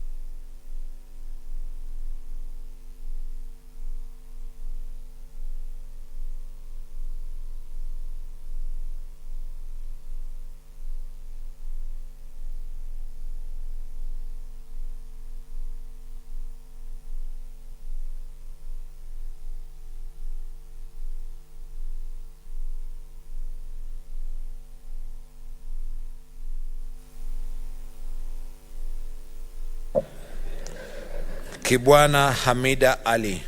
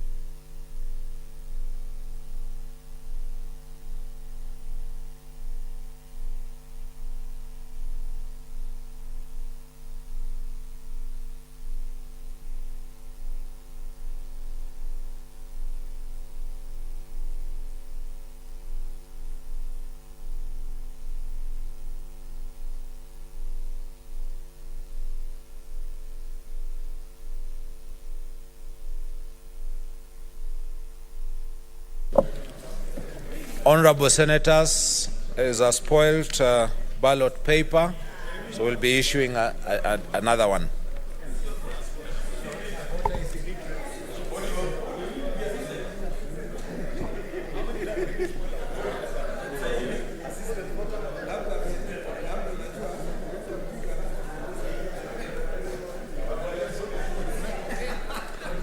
Kipkiror William Cheptumo.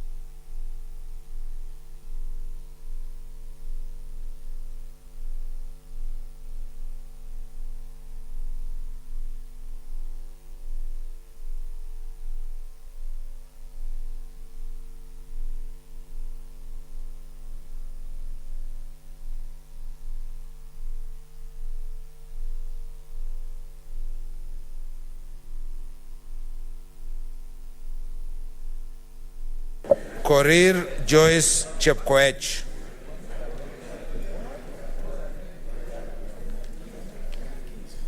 Korir Joyce Chepkoech.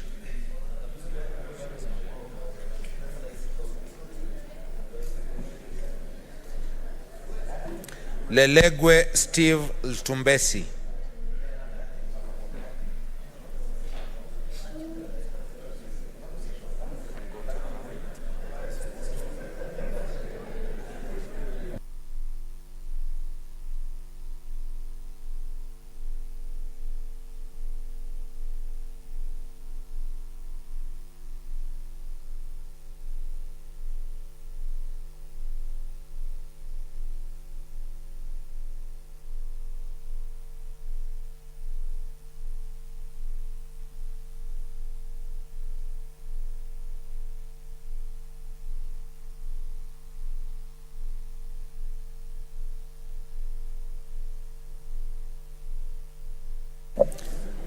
Lemaletian Hezena.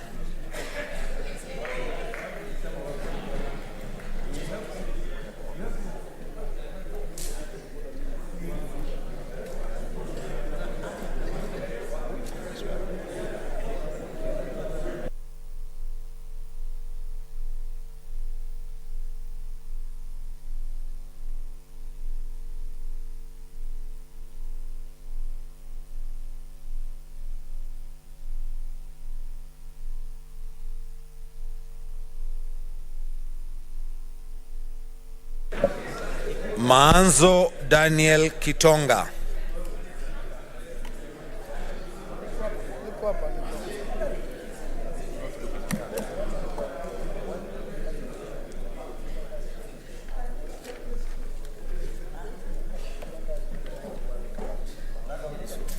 This way, to the right.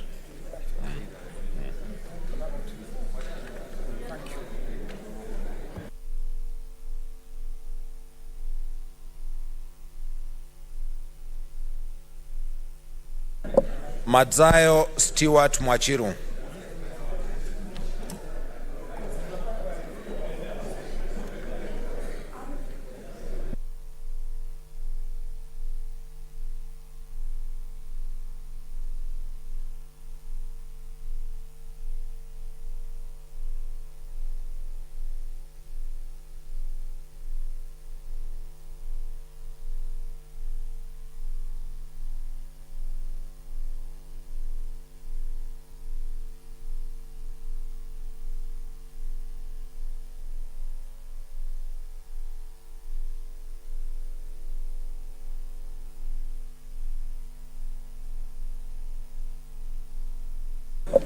Mandago Jackson Kiplagat.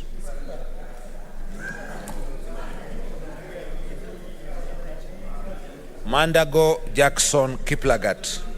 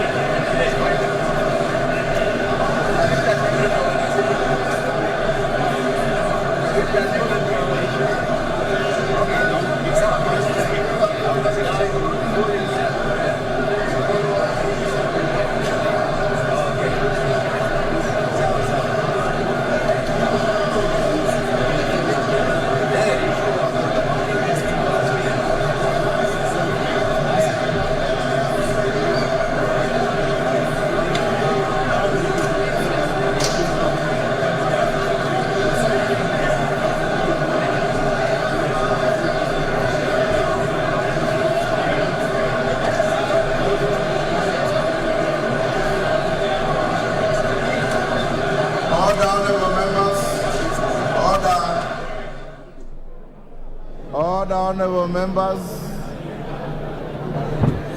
Sergeant, can you... All the honorable members, can you take your seats?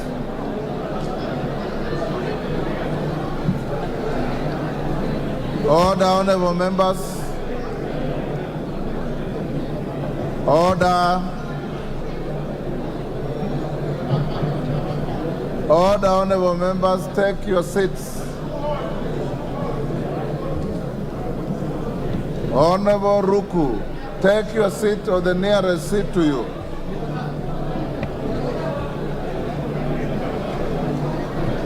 Honorable members, take your seats.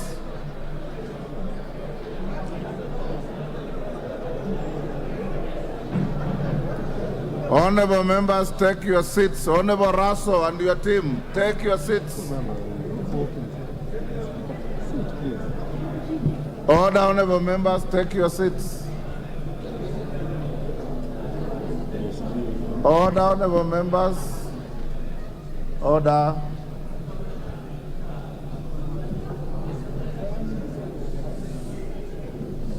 Honorable members, take your seats.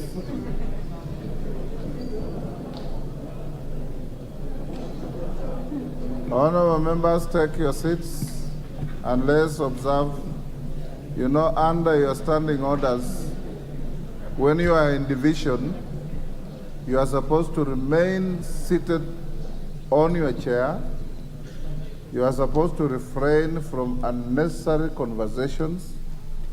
You are supposed to maintain studious silence. You are supposed to remain completely orderly. And those members who are extremely mobile, like my good friend from Mbere, I've seen you moving all over. You should take your seats. If you are a fresh man or woman, that is how we conduct ourselves in division.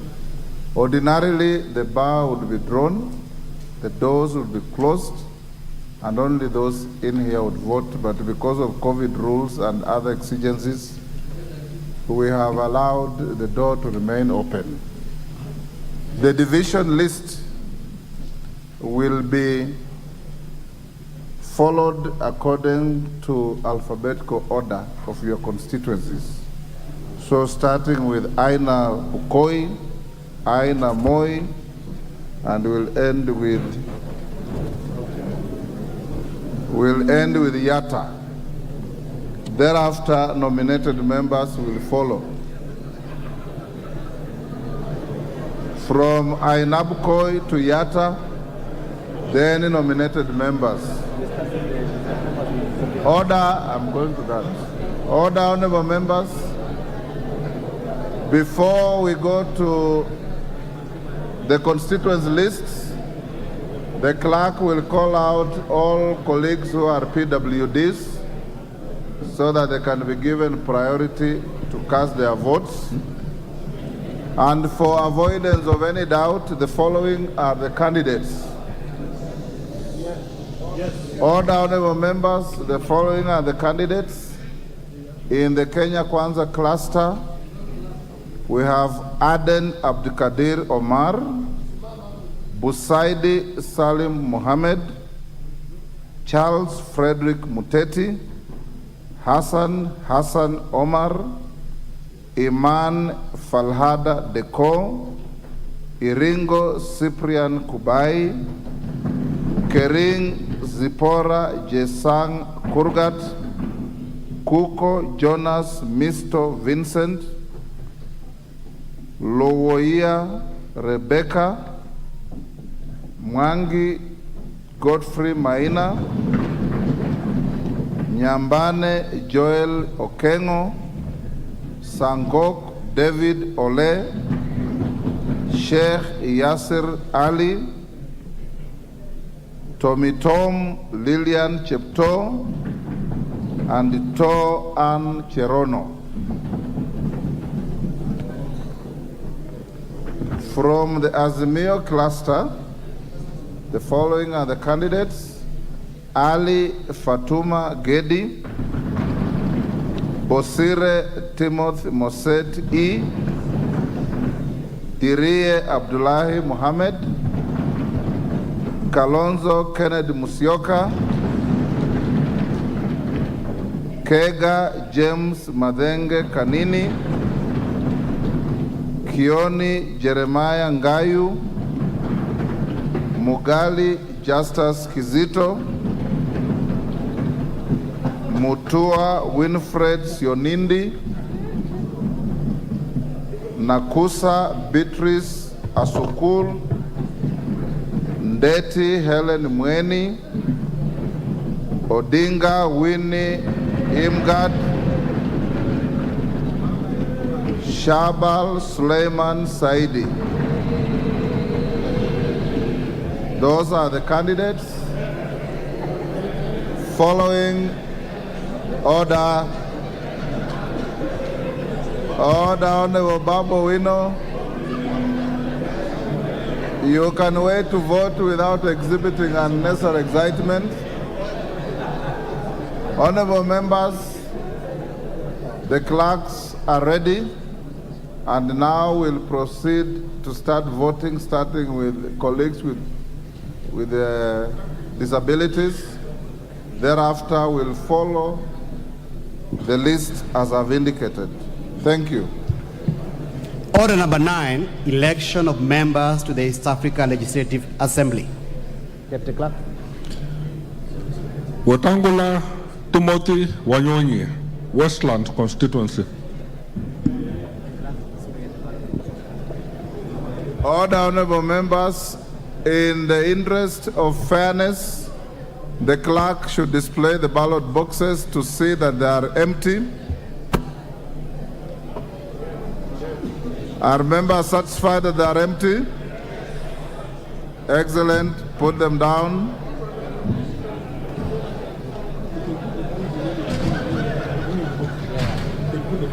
There's no room for hot air here.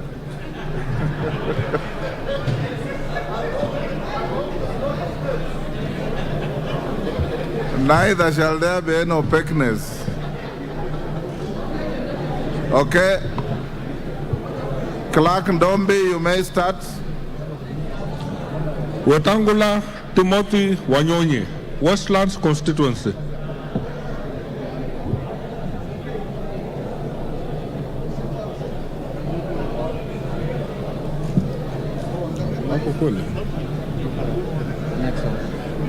Musara Peter Francis, Suna West. Masara Peter Francis, Suna West.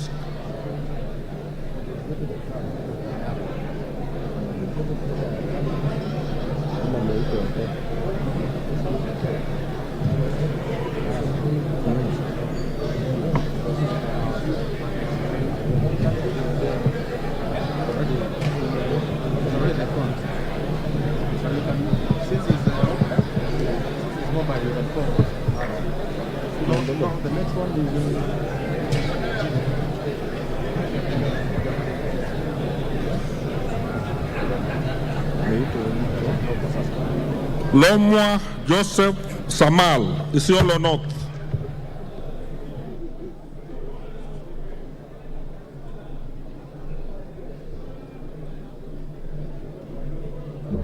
Lomwa Joseph Samal, Isiolo North. Mumo Rose Museo, Makueni County.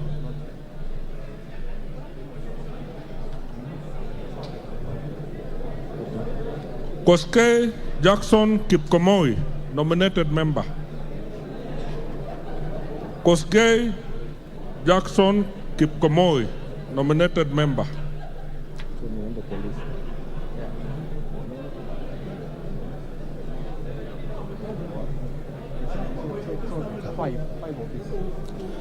Ainapkoi Chepkonga Kip.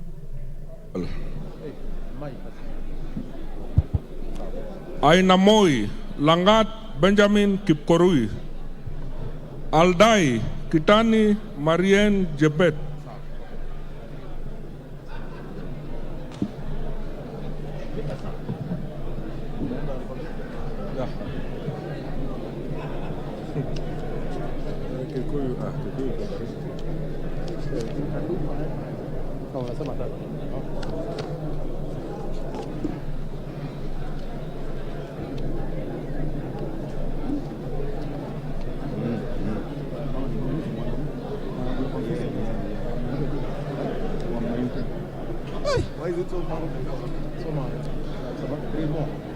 Alego Usonga, Atandi Samuel Onunga, Awendo Owino John Walter, Bahati Mrembo Irene Joki.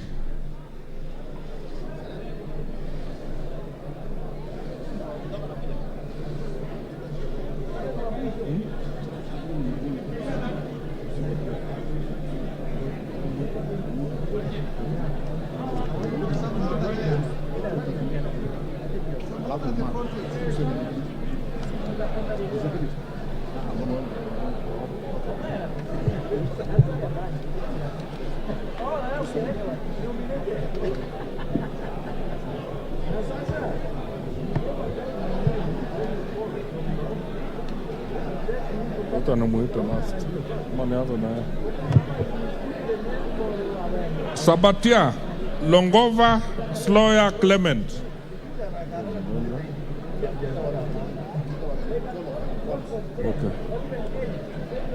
Balambala Surie Abdi Omar.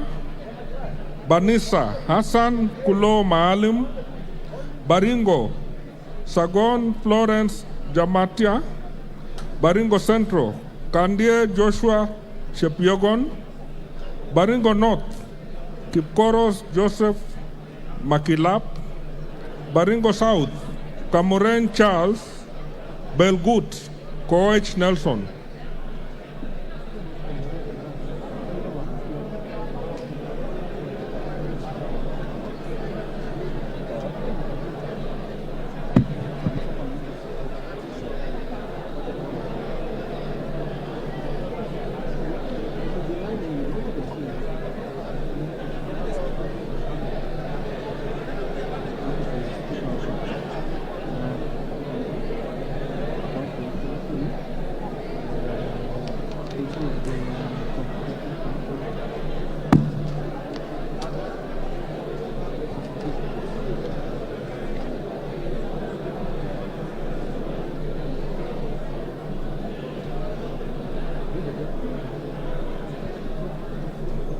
Washingishu Sholei Gladys Boss.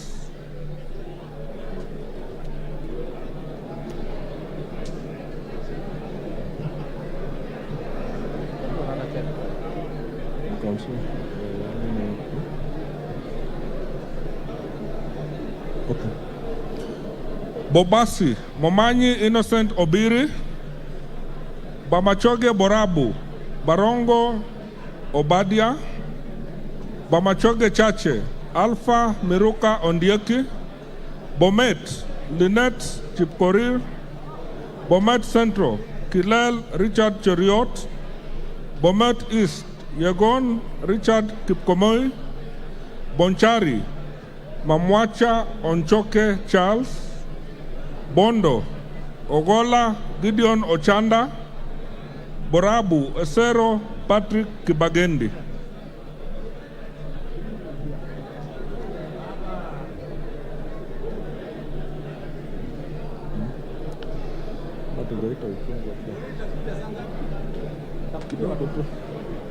Remember.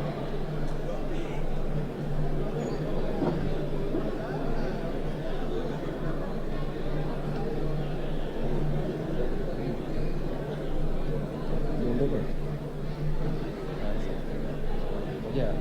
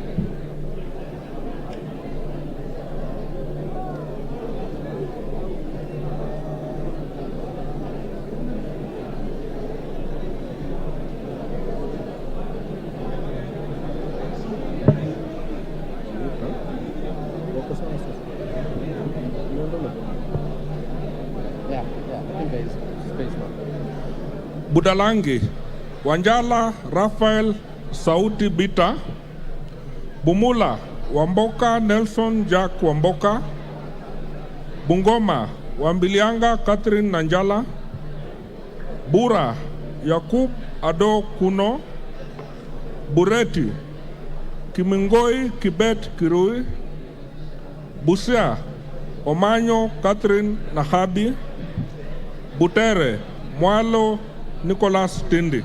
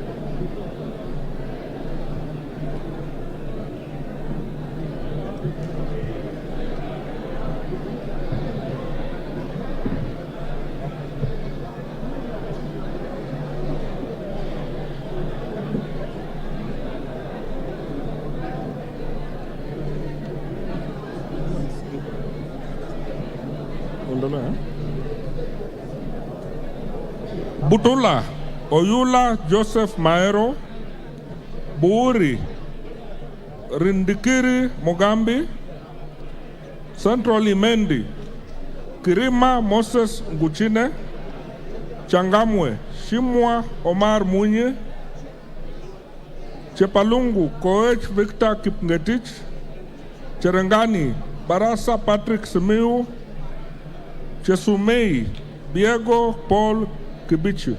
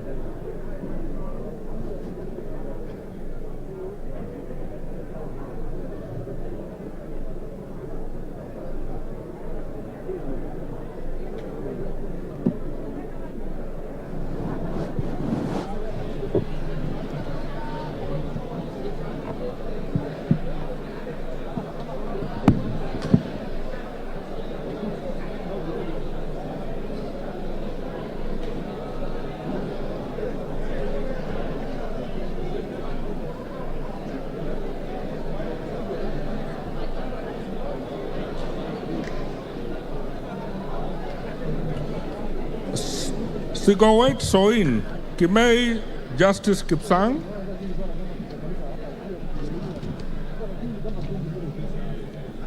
Chuka Igambangombe, Twiga Patrick Munene, Dadab Maalim Farah, Dagoretti North, Elachi Beatrice, Dagoretti South, Waweru John Kiaria,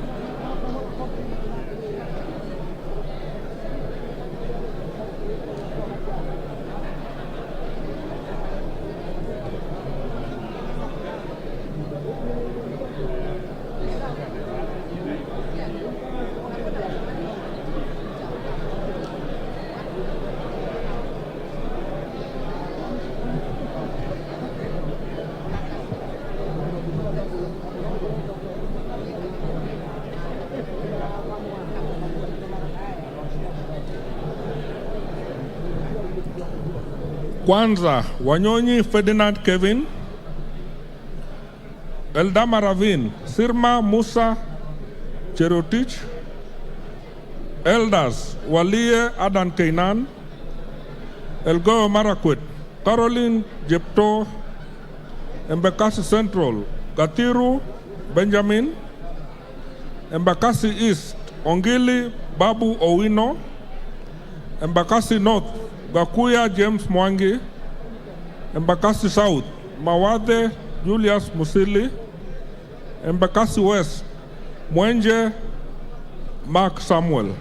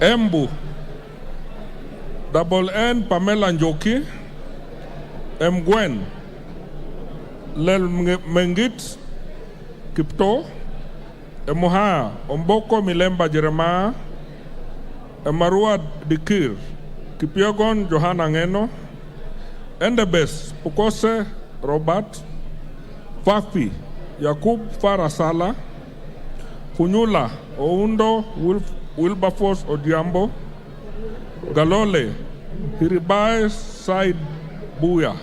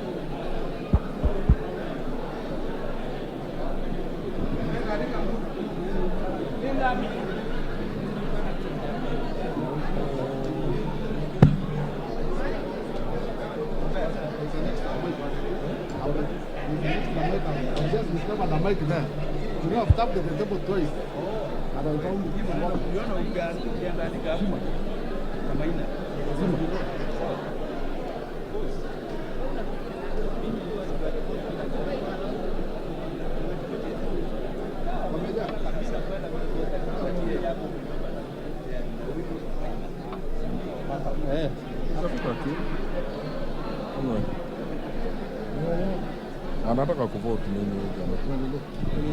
Ganze, Tungule, Charo Kenneth Kazungu, Garissa, Siad Amina,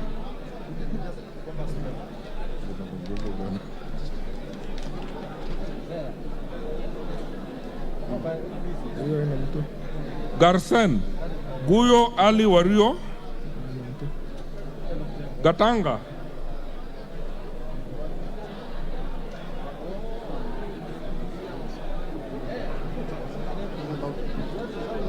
Gatanga, Muriu Wakili Edward, Gatundu North, Kururia Elijah Njore Njoroge, Gatundu South, Kagombe Gabriel Gatuka, Game, Odiambo Elisha Ochieng, Gichugu, Gidinji Robert Gichimu, Gilgil, Wanjira Mata Wangari.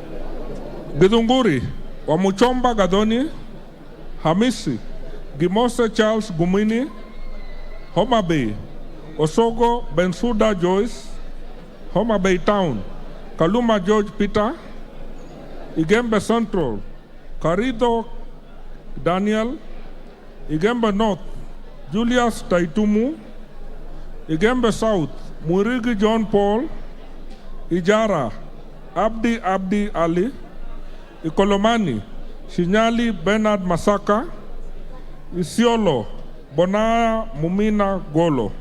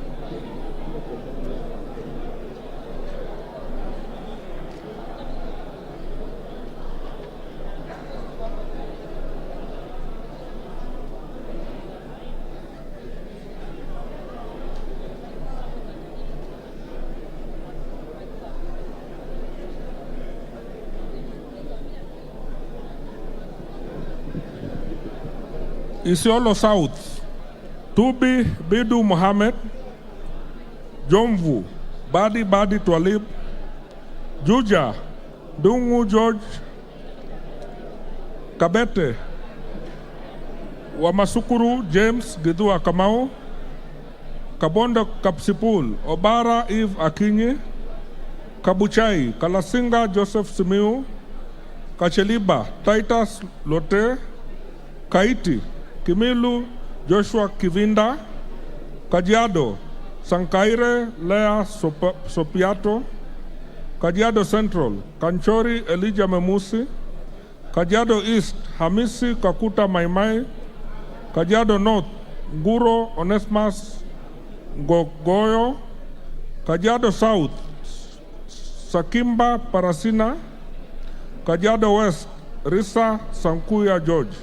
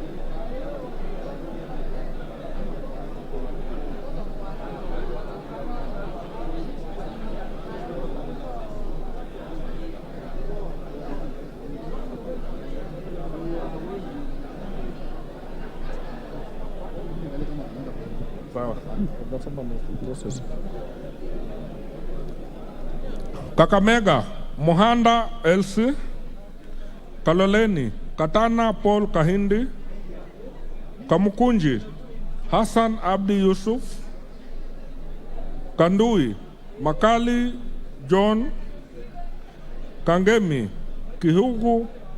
Kihungi Peter Irungu, Kangundo, Mulu Fabian Kule, Kapenguria, Chumuel Samuel Moroto, Kapseret, Sudi Oscar Kipchumba, Karachuonyo, Okwome Andrew Adipo, Kasarani, Karauri Ronald Kamuiko, Kapsipul, Were Charles Ongondo.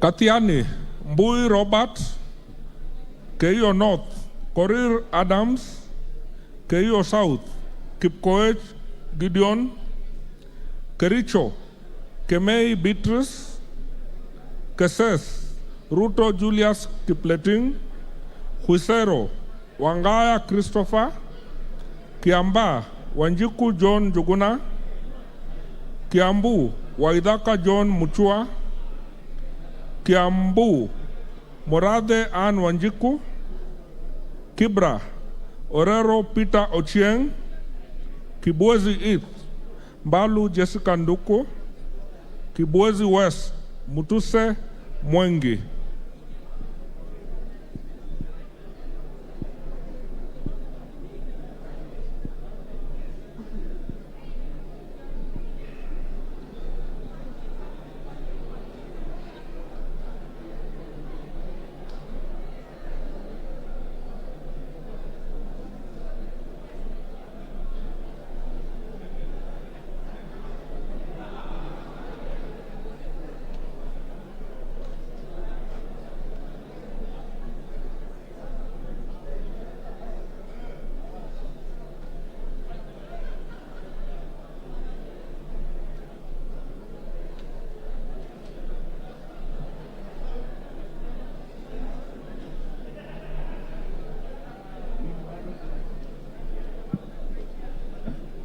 Wacha nakuita tu.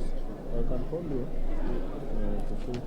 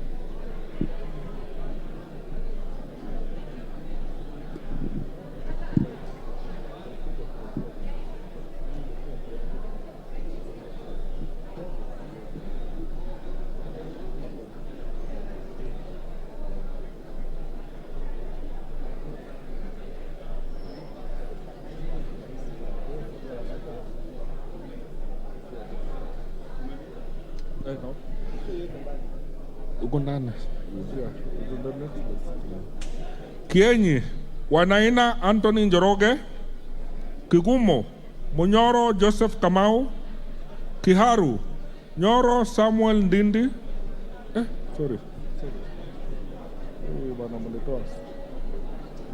Kikuyu, Ichungwa Anthony Kimani, Kilgoris, Sankuli Julius,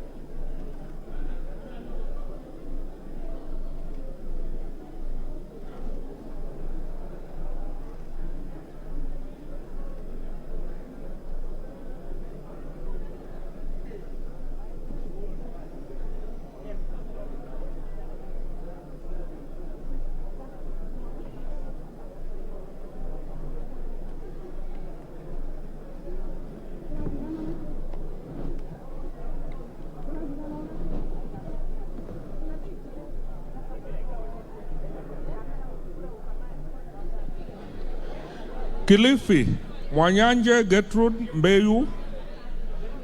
Kilifi North, Baya Owen. Kilifi South, Kitty Richard. Kilome, Zambia Tadeus. Kimilili, Mutua Didimas Barasa.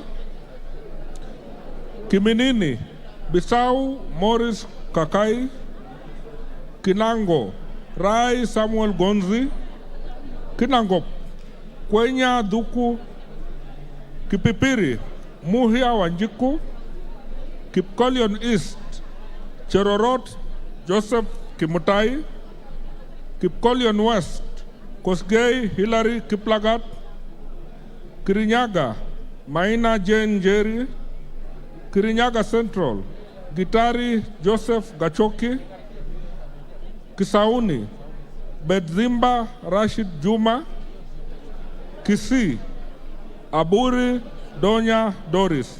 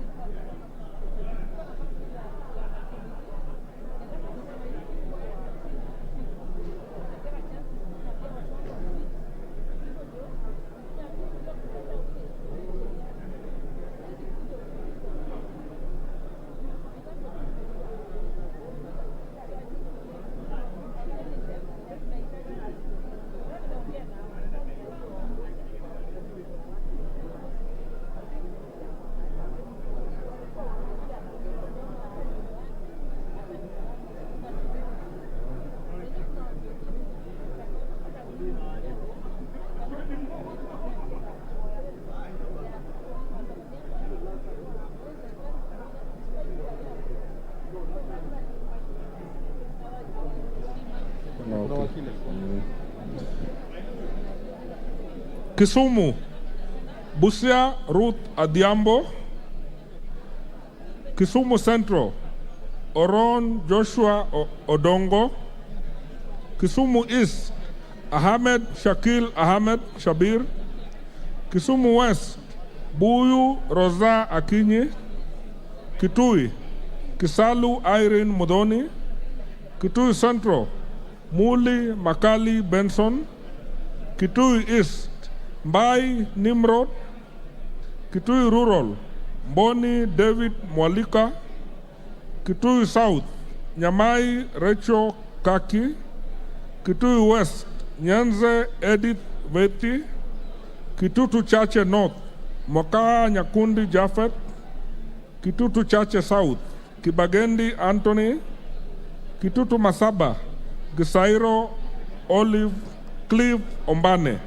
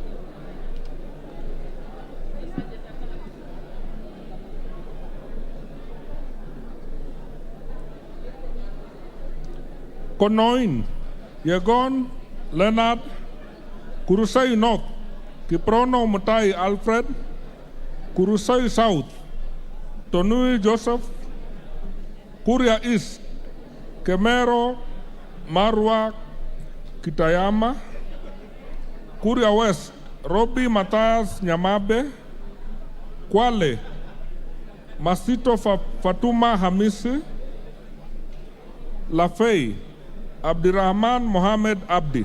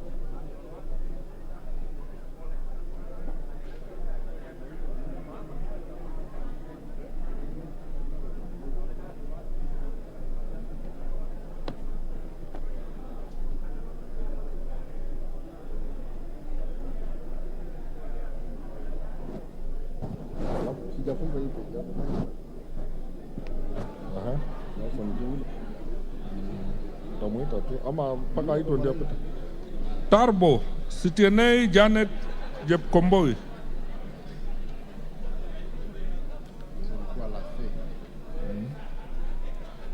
Niendelee Ladgera.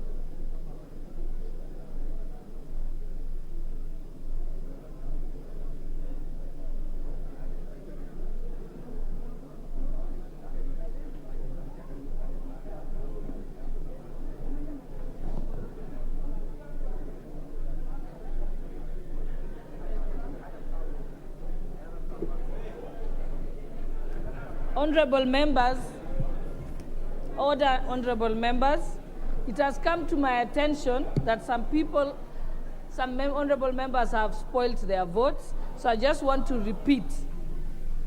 In respect of the Kenya Kwanza coalition cluster, which consists of 15 candidates, a member will be entitled to vote for not more than 5 candidates. If you vote for more than 5 candidates from the Kenya Kwanza coalition, you then have a spoiled vote. In respect of the Azimio la Umoja One Kenya coalition party cluster, which consists of 12 candidates, a member is entitled to vote for 4 candidates. Yeah? If you vote for more than 4 candidates, it is a spoiled ballot.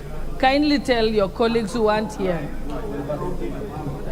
So you can only vote for a maximum of 9 persons, but a maximum of 4 from the Azimio coalition and a maximum of 5 from the Kenya Kwanza coalition, or else it is a spoiled ballot. Thank you.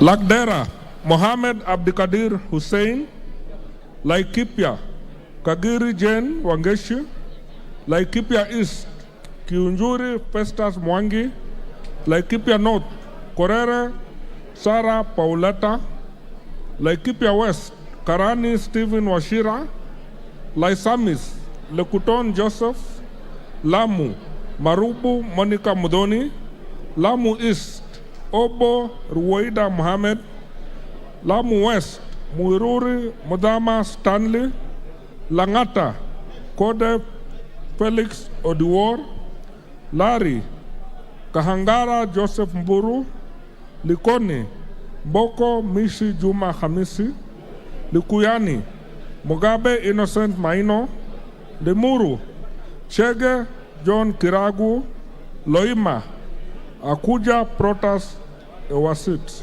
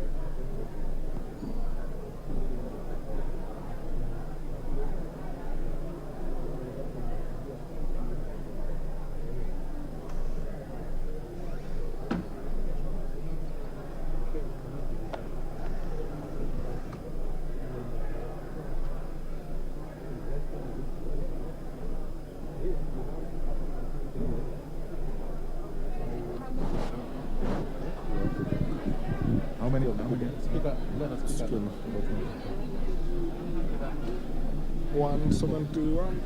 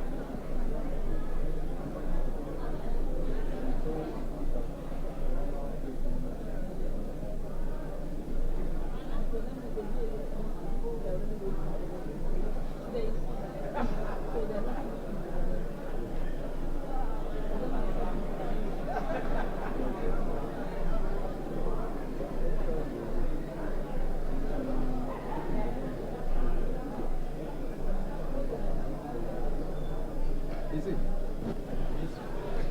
Okay. From what number? 170. 171.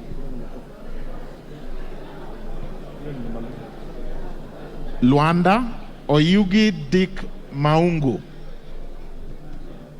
Lugari Nabii Nabwera Daraja. Lungalunga Chiforomodo Mangale Munga. Lurambi Muhwana Titus Hamala. Mara Biuki Jafet Miriti Kareke.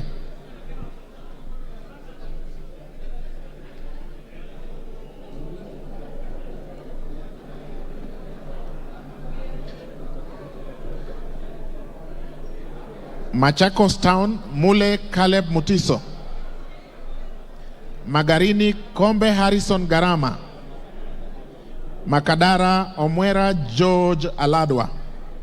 Makueni Kiamba Susan Donge.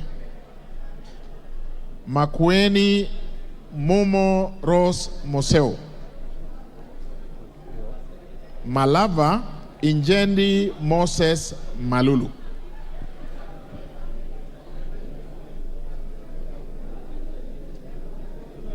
Momo is not there. She has a disability. That's why she has a star.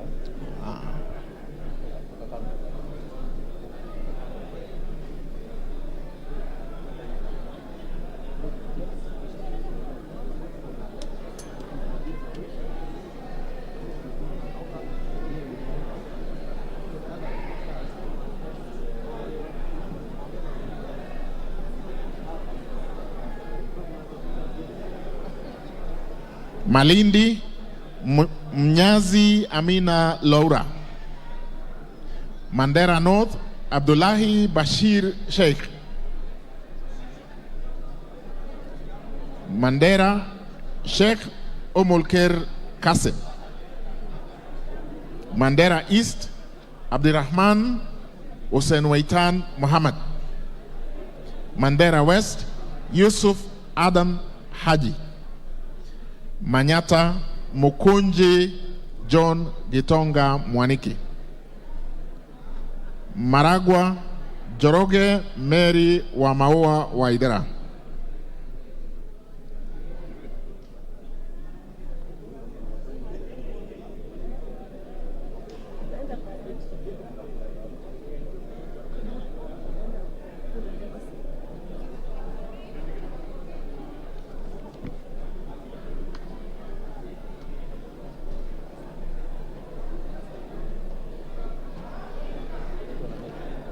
Thika Town Nganga Alice Wamboi.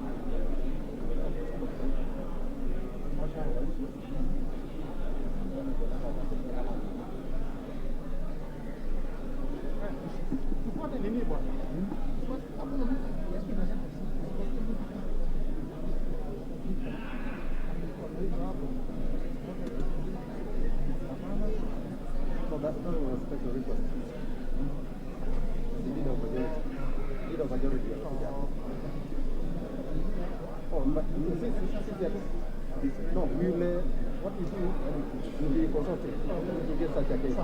There, tutakuja kuambia.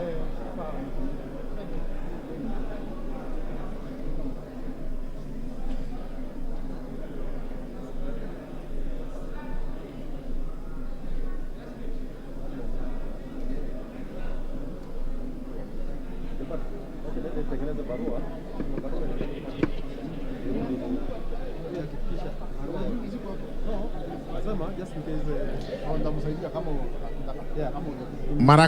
Marakwet East, Bowen David Kangogo. Marakwet West, Toroitich Timothy Kipchumba. Marsabit Wako Naomi Jilo. Masinga Mwalio Joshua Bidi Mutua. Matayos Odanga Geoffrey Makoha. Madare Oluoch Anthony Tom. Madioya Gishoki Edwin Mugo. Madira Kahugu Eric Mwangi. Matuga Tandaza Kasim Sawa. Matungu Nabulindo Peter Oscar. Matungulu Mule Stephen Motinda.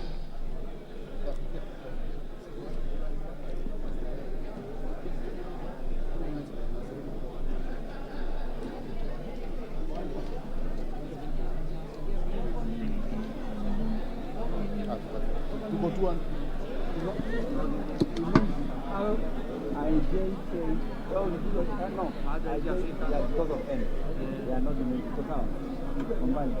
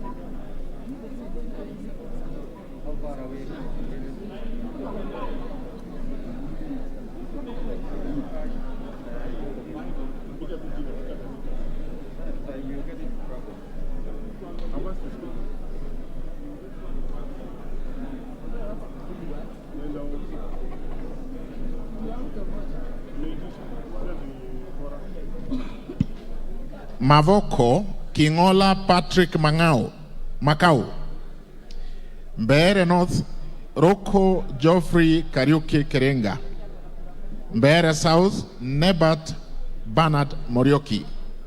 Mbooni Nzioka Erastus Kuvasu. Meru Kailemia Elizabeth Karabu. Migori Mohammed Fatuma Zinabu. Mogotio Kipngor Ruben Kiborek. Moiben Barto Phyllis Jepkemoy. Molo Kemani Francis Kuria. Mombasa, Chimba Zamzam Mohammed. Mosop, Kirwa Abraham Kipsang. Moyale, Jaldesa Guyo Wako. Msambweni, Badr Salim Faisal. Mount Elgon, Chesebe Fred Kapondi. Muhoroni, Oyo James Onyango.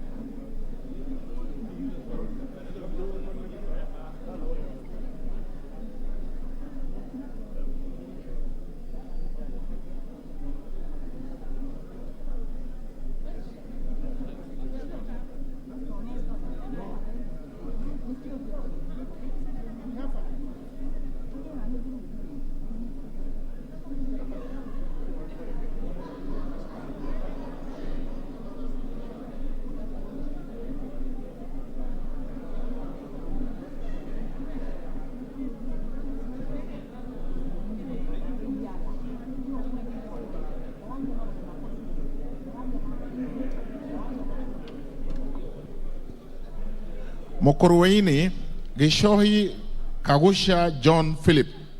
Mumias East, Salasia Peter Kalerwa. Mumias West, Naika Johnson Manya. Moranga, Maina Betty Jerry. Mvita, Machele Mohammed Saud. Mwala, Musau Vincent Musioka. Mwatate, Shake Peter Mbogo. Mwea, Maingi Mary.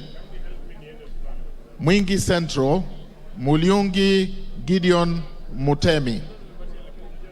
Mwingi North, Nzengu Paul Musiemi. Mwingi West, Nguna Charles Ngusia. Nairobi City, Pasaris Esther Modoni. Naivasha, Kehara Jane Wanjiro Njeri.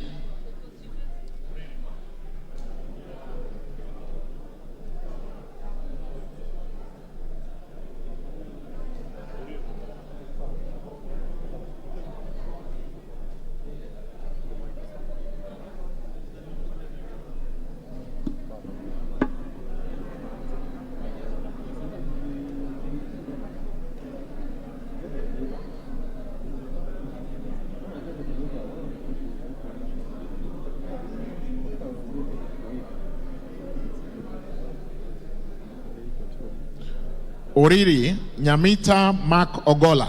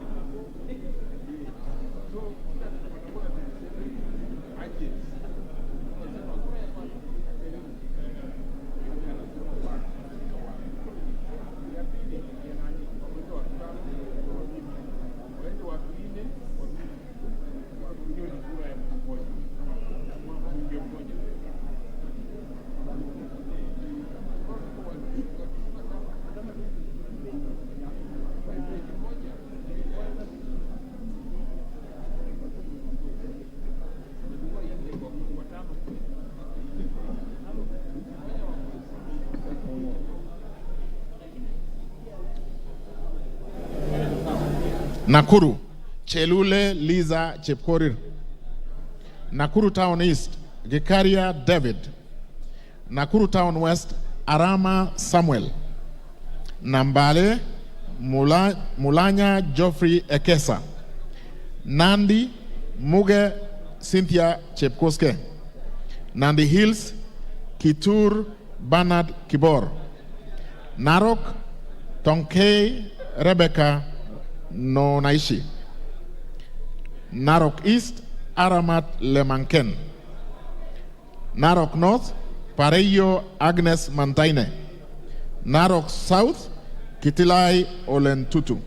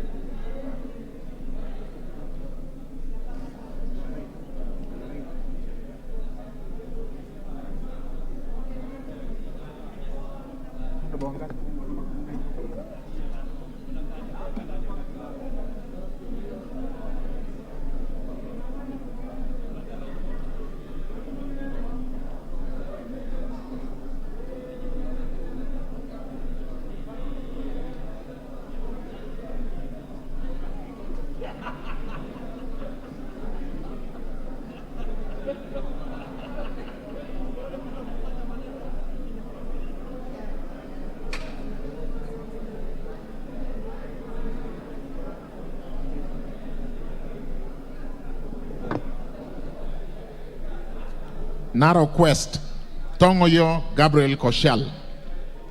Navaholo, Wangwe Emmanuel. Daragwa, Gashagwa George N. Ndiwa, Owino Martin Peters. Ndia, GK George Masharia Kariuki. Njoro, Chepkwan Charity Katambi. North Hor, Guyo Ade Wario. North Imenti, Abdul Rahim Dawood. North Mogirango, Nyamoko Joash Nyamache. Nyakach Owor Joshua Aduma.